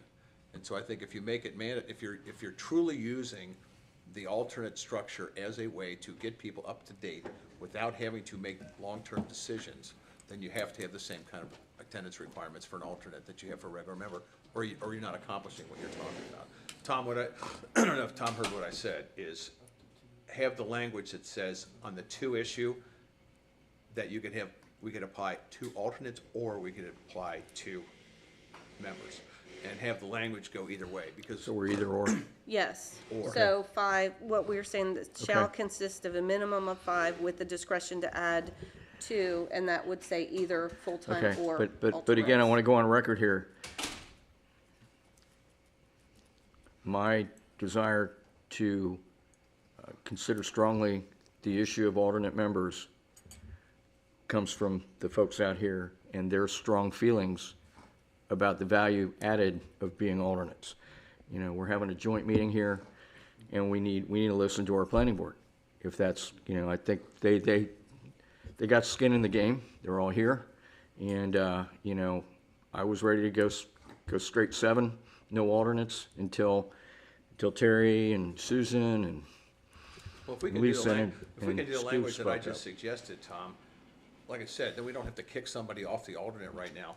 But again, I go back to, and I understand what Hannah's talking about is it's a learning structure for people, right?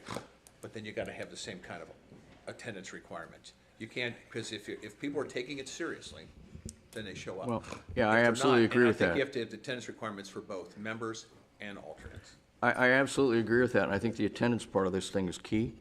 And there's a difference between somebody not showing up and somebody saying, hey, send an email to the chairperson and says, hey, look, I'm on travel these days, I won't be there. Or, somebody wakes up and they're not feeling well or whatever, but the point is that, there should be held to the same attendance standards as a regular member. And at the same time, I think we need to probably look hard into what you mentioned earlier about attendance from the other side of this, which is if you're on the planning board as a primary or an alternate and you've made 1 meeting in 2 years, you're not really on the planning board, and that you should probably be asked to resign, or however you want to, however you want to couch dismissal, because that's what And we're Hannah, talking what you're about. talking about is you want the alternates as a learning part for them, so that while they've in the past gotten forced into voting, what you're saying is, I want to make sure that I bring people onto the board that are going to be able to learn. Understand you may need them for quorums and stuff like that, but what you're using this thing as a learning tool to be able to bring them up to speed, to be able to get is that a fair way to put it? Well, I think it's a little bit more than that. I think that the people who will volunteer really want to get more education before they are put in that position. And I don't have the numbers of exactly how many people were at each meeting and how many in a year. I don't know that. I probably should, but I don't. I do. And I can go back and look at it, but all I know is that when we have a meeting and alternates are involved, it gives them the confidence to be able to move up. And, maybe in this day and age, people will just volunteer to be right on the board. That's all well and good. But, like I said, in my experience was, I want to learn something, and then I want to be able to be educated about it, and I'm going to be here, I'm going to be committed. And am I going to be committed 12 months? I hope I wouldn't be committed 12 months, or I wouldn't volunteer. But if I'm only here 7 months, I'm here 7 months, and I'm going to give my all those 7 months. And That's fair. But just one other point is, if you go with what I just suggested, which is giving us the option to do the alternates or whatever, then basically what we're saying is, we're accepting what you're saying, which is we want the alternates in there.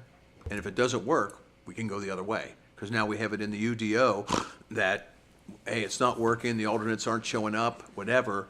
We would like to appoint additional members that we can still go that way. Because it gives us the option.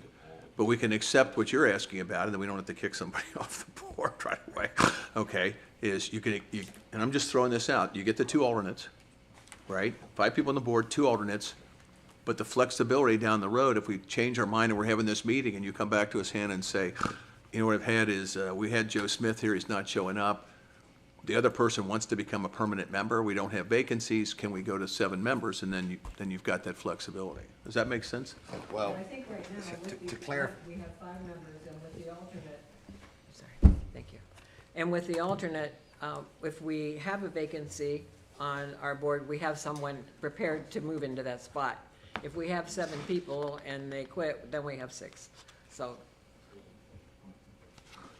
I just had another question. Can I just make a clarification of Mr. Grant's comment?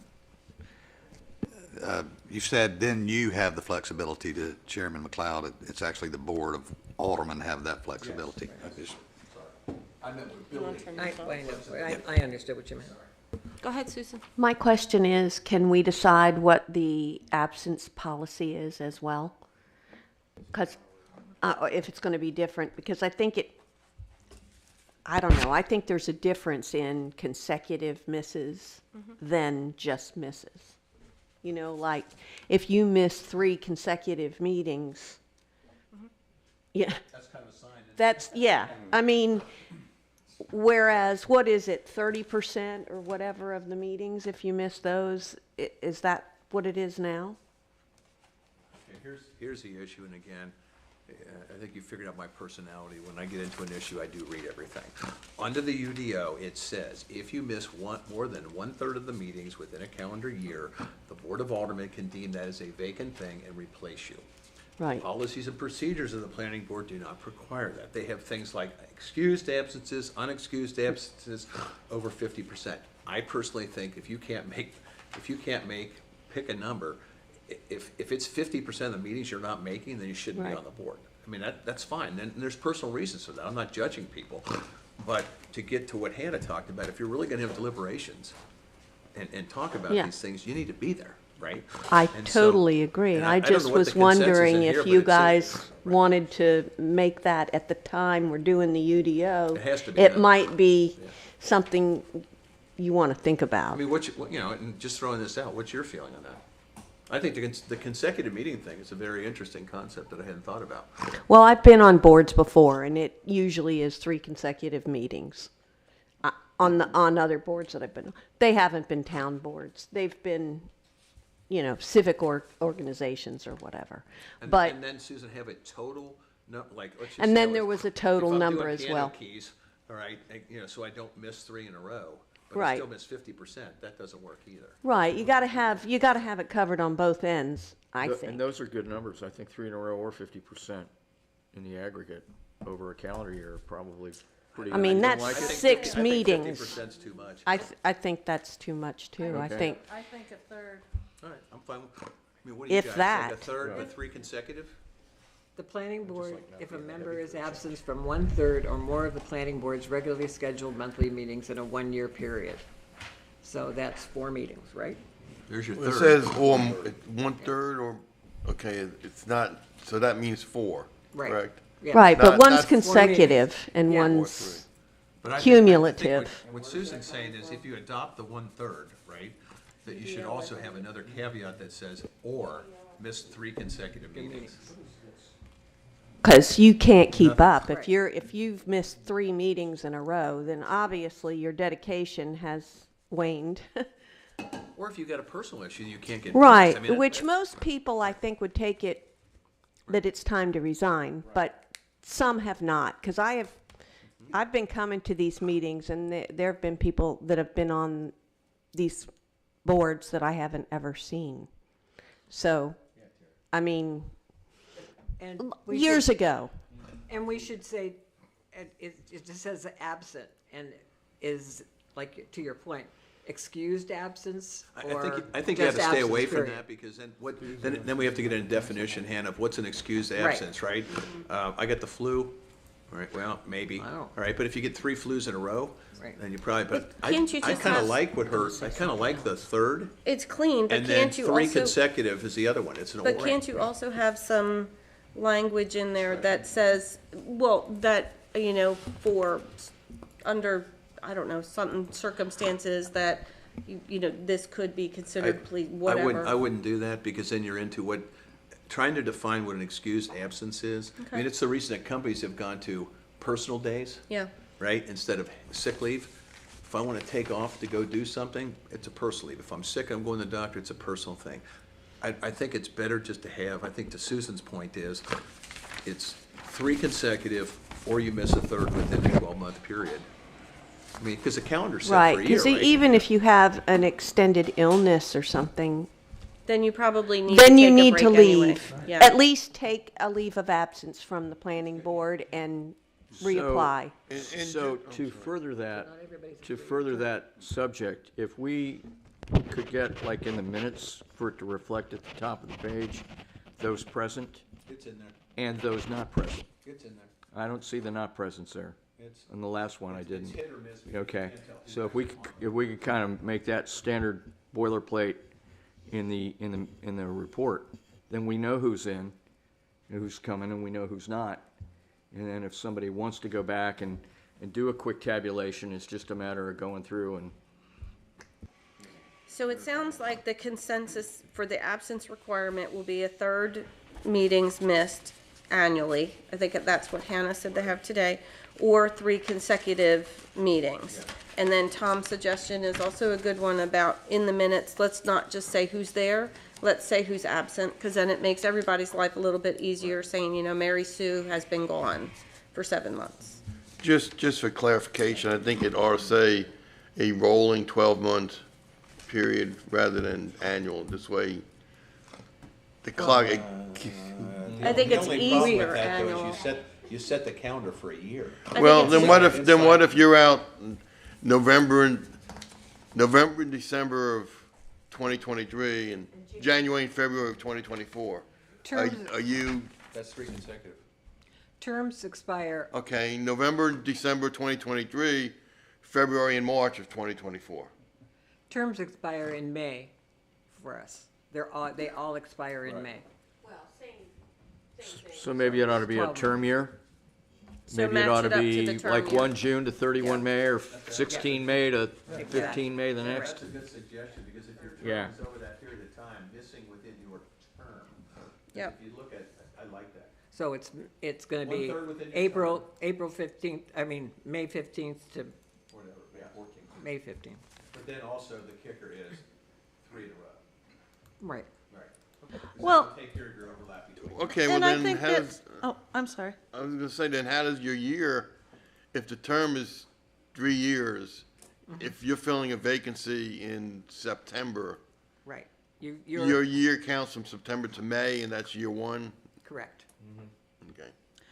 Well, and I think that that's fair, because I also think that if somebody does have to miss 3 in a row, they're going to Florida to take care of their elderly mother or something, and they're gone, Something more than just. then they can always reapply. Right. They can always reapply. That Right. doesn't preclude them from ever holding a board Well, seat and again. to your point is, let's just say it was me, and I say, Hannah, I've got a family issue that's gonna take me away for 6 months, okay? I'd like to resign, okay, but the reason I'm resigning is because I'm letting you know that I'm not gonna be there, but I would like in the future to be able to apply to come back on when my family issue is resolved. I think those are the issues you're talking about, not, I just decided not to show up for 3 months. Right. Right? Absolutely. Okay, I mean, that makes sense to me. That would be reflected on their reapplication too. I resigned for personal reasons, not because. Right. And then, of course, it's up to the Board of Aldermen to accept or deny that. Yeah. Does that make sense? I like that. I'm good with that. So I mean, I already had a third missed meetings I had annually, but I changed that to be to line up with the term, and then or 3 consecutive. Yep. So I think we fixed that. Excellent. And so the next one, It's clear that it's not, the 3 consecutive doesn't have to be within the term. Absolutely. right. So it's just a 3 consecutive. standalone. Yes. Yeah. Okay. Yes. Madam Clerk, are you okay with that? Yeah. To the extent we have a consensus on this, I'm gonna be leaning heavily on, No pressure, Nancy. Okay, Just listen to the recording. What's wrong now? so I Oh, we think do it that, by the hour, forget what I just said. I think that handled the appointment policy, because we've talked about the number of, we have consensus on that we're going with the 5 plus Right. the additional 2, but those 2 could be alternates or board members. that's not technically gonna be part of the appointment policy. That will be in the UDO. Yes. And I think Are we that- good? 5 plus 2, with the 2 could be regulars or alternate. Or I alternates. thought you said 5 with the option to He can, appoint 2 alternates or 2 regulars. Right, it's gotta be, the So is reason it it has to 9? be, the reason it has to be, you have to, no, 5 and total of 7. 2 or 2. The reason it has to be 2 is because, sorry. The reason it has to be 2 is, let's just say that you appointed 1 person to be the regular member.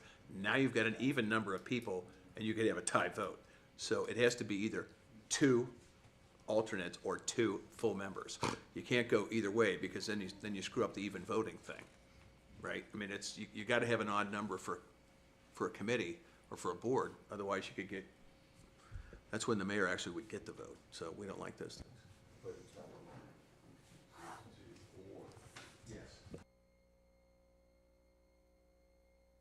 Okay, so the next item is, Could go I- ahead. Yep. Can I interrupt? I was on the other side of the moon when the Attorney Eads was talking about the rules of procedure, and where did you put that? We've got a document that came from the planning board, this one that says rules of procedure for the planning board, and then the booklet, so, But Mike, none of that stuff can be done until we give direction to Brian, and he's gotta come back to us as a board of aldermen and say what needs to be amended. Because if we've given direction in terms of how we wanna go forward with some of this stuff, you can't have rules of procedure until you know what the game plan is going forward. So I'm assuming, Brian, you're gonna have to take a look at what is consistent and inconsistent between the UDO. When we make changes to the UDO and go through the process that Hannah described, what also would need to be changed on the other side of this thing. In other words, it's gotta be done, I think, as a package, Brian, not individual pieces. Otherwise, we're gonna get right back to having inconsistencies between the policies, the procedures, and the UDO. so the rules are on hold for right now. That's the point. Okay. New rules are on hold. Right. Is that what this is? Yes. Yep. I think those are existing rules. I think Those those, are yeah, existing. It came out of the minutes. Yeah. It came out of the minutes on the website. and, Right. Mr. Leonard, may I see that document just so, because the minutes are just gonna reflect. I've is only that- just got the first page of it. Brian, that came out of the planning director's attachment to a planning board meeting. You cannot find the planning board minutes, or, sorry, you cannot find those on our website as a standalone document. I'm just, First time I ever saw them is when I looked through what Deb had posted. I just want to identify this because the written minutes are just going to say, Mr. Leonard said, is that what this is? Now, this, Mr. Leonard was, Alderman Leonard was referring to is We don't know if that's a draft or not, but. it's page 1 of 10 of a document entitled Town of North Topsail Beach Planning Board Rules of Procedure. On the bottom left corner, it reads, adopted October 13th, 2011. We can verify that later. I just want to make sure the minutes. That document came to us as a part of an attachment from the town mayor, which was forwarded from the planning director Hill to the board. So that's where the rules of procedure that I was first aware of. And I think on those, I think- again, this goes Correct. back to Mike, to your point about transparency, which is, this is the kind of stuff that needs to be on the website, because I couldn't find it. And Tom asked me where I was getting the quotes from, and I had to dig back through planning board minutes, which I read, and dig those things up, because the document that I got is not even signed. It says it was put into effect, but there's no signatures or anything else to it. So I think that's something, Brian, you're gonna have to look at too, to make sure that we've got consistency in what we're doing. Yeah, well, I'll speak with Ms. Hill on, That's fine.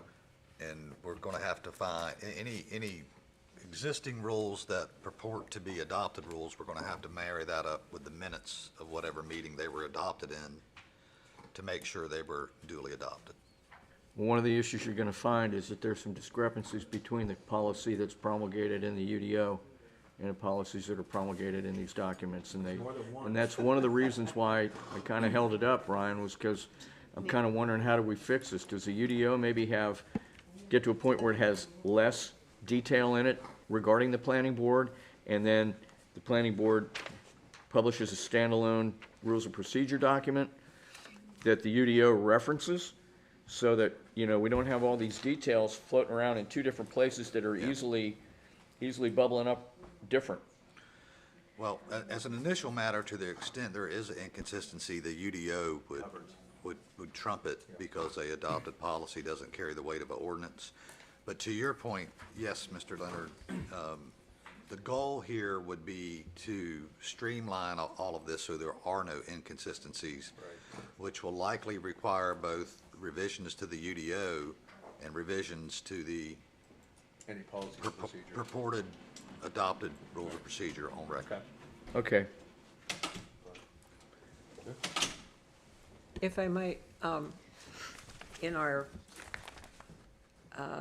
planning board agenda on Thursday, November 9th, the 2022 rules and procedures are there on pages 27 through 35.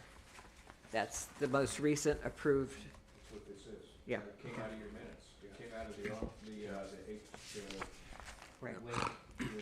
Those are the ones that. Right, and Hannah, what I that's- said on there is if you look at the back of it, it says it was adopted at a certain time, there's no signature on it, there's no resolution attached to it, okay? It's, I don't know any of that. no, so- I'm just saying, that's when I looked at it, I assumed because it had been sent to you, but you cannot find that document on the website. The only place that came up is when Deb forwarded that to us. I've looked on the website, I can't find it. Wow. But it now is part of it because it's in the package that was sent. But that will be an effort that what Brian we is gotta saying he undertake. will go through with Ms. I Hill. guess that's the point. Yep.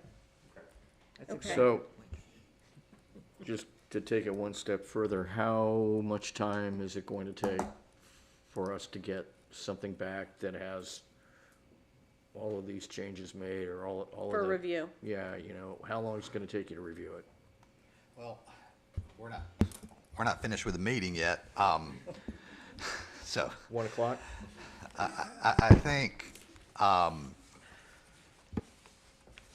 this is not something we want to rush because we're trying to avoid discrepancies. I think we need to start with the predominant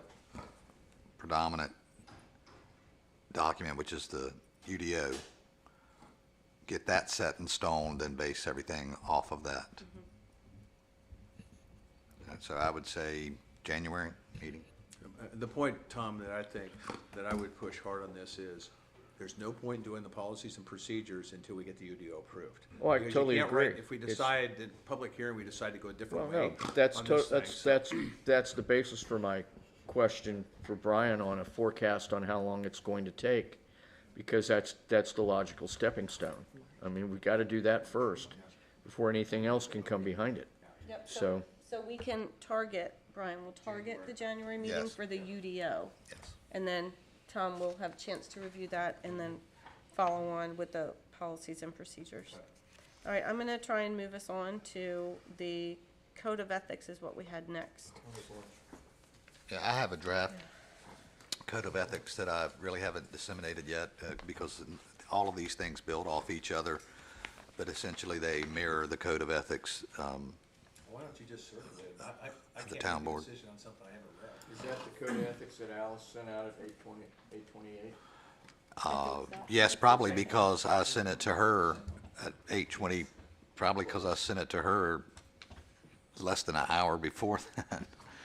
So, again, and to the extent this should have been out earlier, I'll own that. It wasn't clear to me if today was going to be an action item day or a discussion day. So this morning, out of abundance of caution, I sent it to Alice, but that's not practical for you guys to take action on it today, but I'll be So- happy to give you a written copy. My thought on this was, some time ago, we were talking about a code of ethics for All boards, all committees, the Board of Aldermen, so it wasn't just specific to the planning board. So I think that Yeah, we need to step back and consider it in that context and give us some time to review. it is, as the draft is applicable to all appointed board and committees. So can the planning board, is it enough time for you to, it's not a long document, can we review it and be prepared to talk about it at the next meeting, Brian?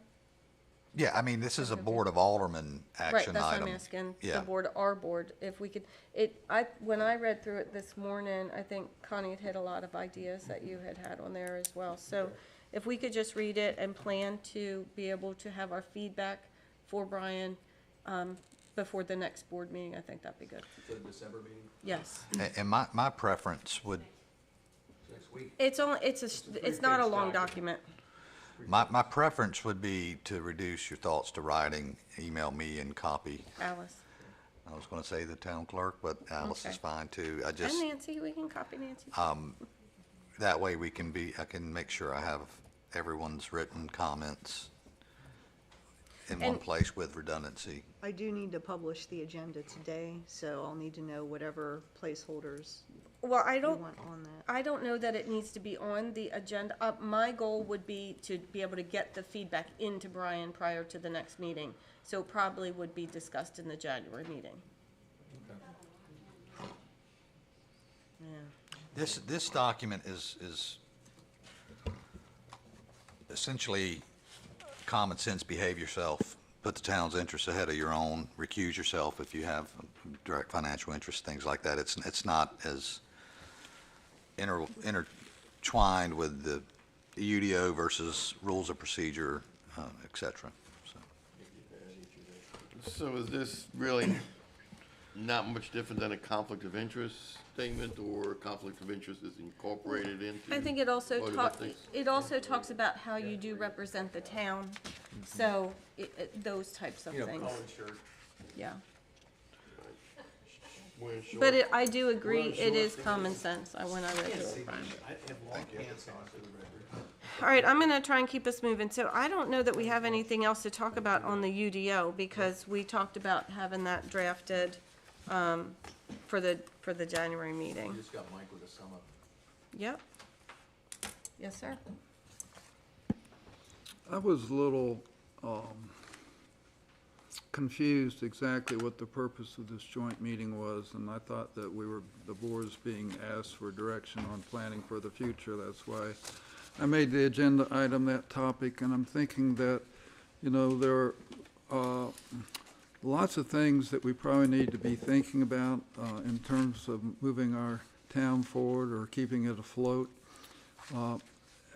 As I think about what I read in the minutes at Surf City, their biggest issues, planning board wise, is site selection for new commercial development, which we don't really have to worry so much about that here in North Topsail. And if you've been following the local news lately, you notice that the planning board at Topsail Beach, down at the other end of the island, is trying to decide what to do with all that sand that we've sent them over the last 100 years from the north end.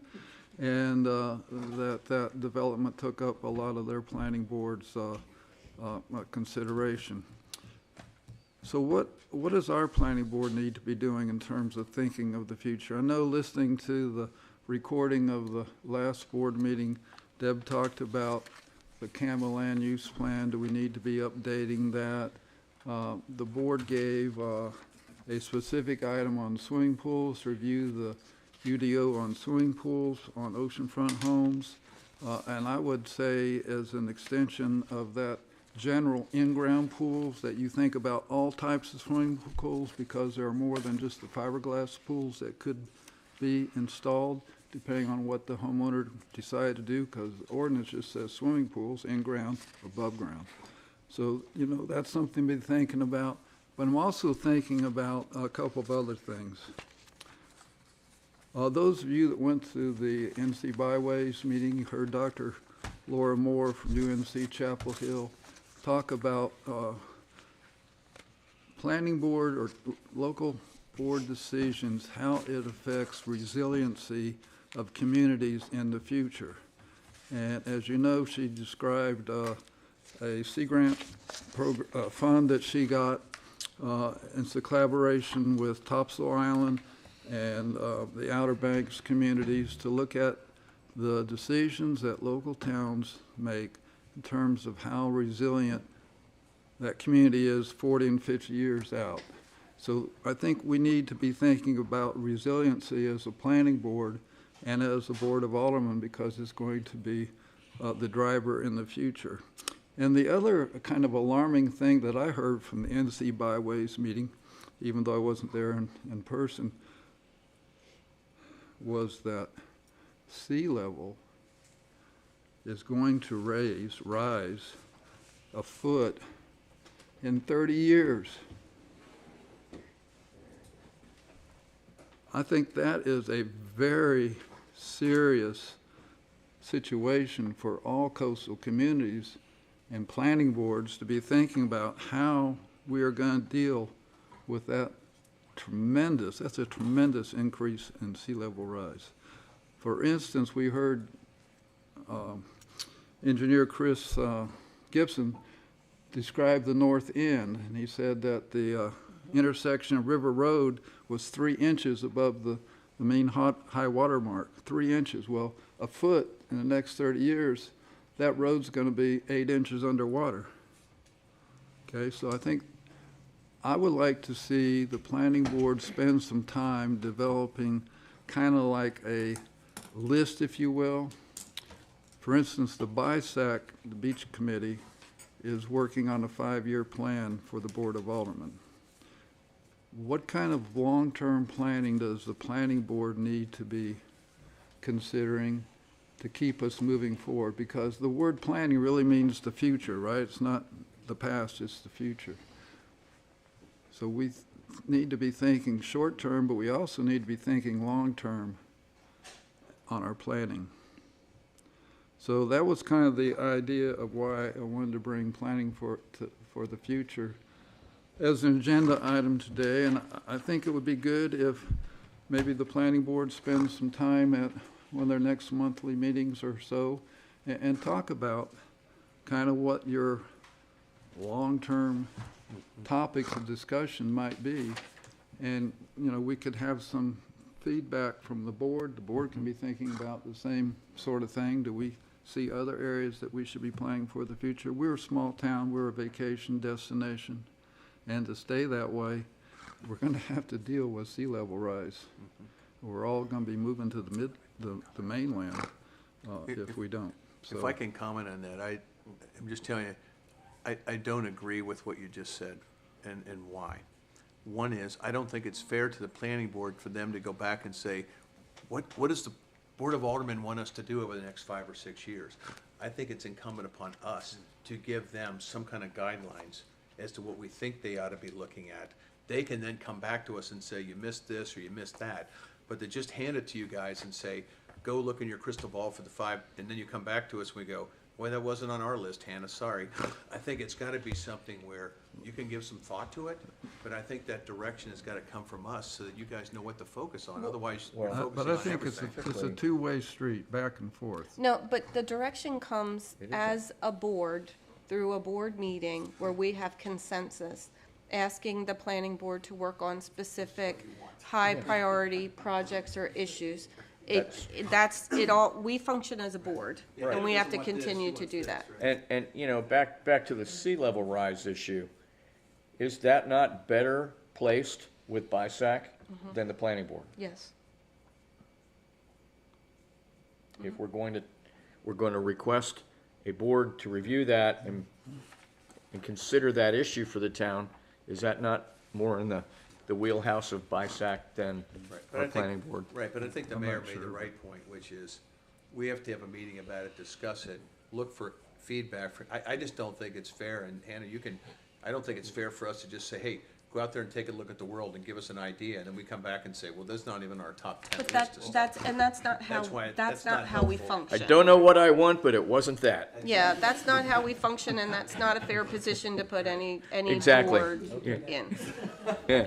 All right, so The world wishes you could do that. I'm gonna try and get us wrapped up, and I just want to go through what I think are our follow-ups, and then Hannah, I'll turn it over to you for the planning board adjournment, and then we'll do the Board of Aldermen. So I believe in all my notes that Rick is going to, yeah, you took on I believe, the roles and responsibilities, right? Draft, that you were gonna update that and get that to Alice, so that that can continue to be worked through, and then Alice will take the appropriate steps from there. I believe Brian is going to work with Deb on the UDO, changes, and Alice on the UDO changes that we suggested today, and do his best to turn those around to us in a draft form for the January meeting. Yes, ma'am. And then after that, we could take the following steps, we being Brian, Alice, and Deb, as appropriate, to go through and update the policies and procedures. And we also, so the absence requirement, is that in the UDO, or is that that's in the UDO, right? It'll be in the minutes, what we talked about. I just want to make sure we don't lose track of where that is. Brian's gotta make that decision there as to where he wants it. Well, it'll be in the minutes, so wherever it needs to be placed is fine, but I just wanted to hit what I had. Hannah, did you have anything else that I missed?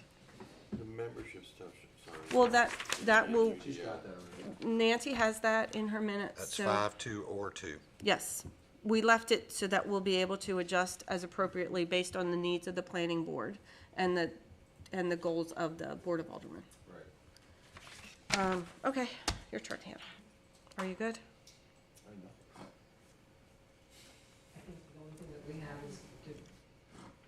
The only thing we have is to wait for the Board of Aldermen to give us direction and hopefully make some of these changes so that we're all on the same page and we have a clear agenda to follow, an outline to follow, for not just this board, but for future boards as well. And I think that'll make everybody's life a little bit easier. Can I just add or make a request or suggestion, I guess is the best way to say that. We're not anywhere near July, but if we are going to start with a roster, if perhaps at the planning board's next meeting, they could have a brief discussion or acknowledgement who's, She's got it. Alice has it. okay. But are you asking for that to be in the next planning board meeting? Well, I think we need to get that rolling at some point, and I don't want to wait till next July. We have who's on the board and what their terms are now. Alice has got the information. Except for one alternate who has no clue. I thought we were, and maybe I'm mistaken, but I thought we were trying to transition to a document that anyone can look at, whether it be a member of the public, a board of aldermen, something that we can post on the website, so at any point in time, they can see That's fine. where Yeah. the membership is. Okay. It's very We got it, yeah. Okay. Okay. Then Hannah, are you ready to adjourn from the planning board, and we'll do the board next?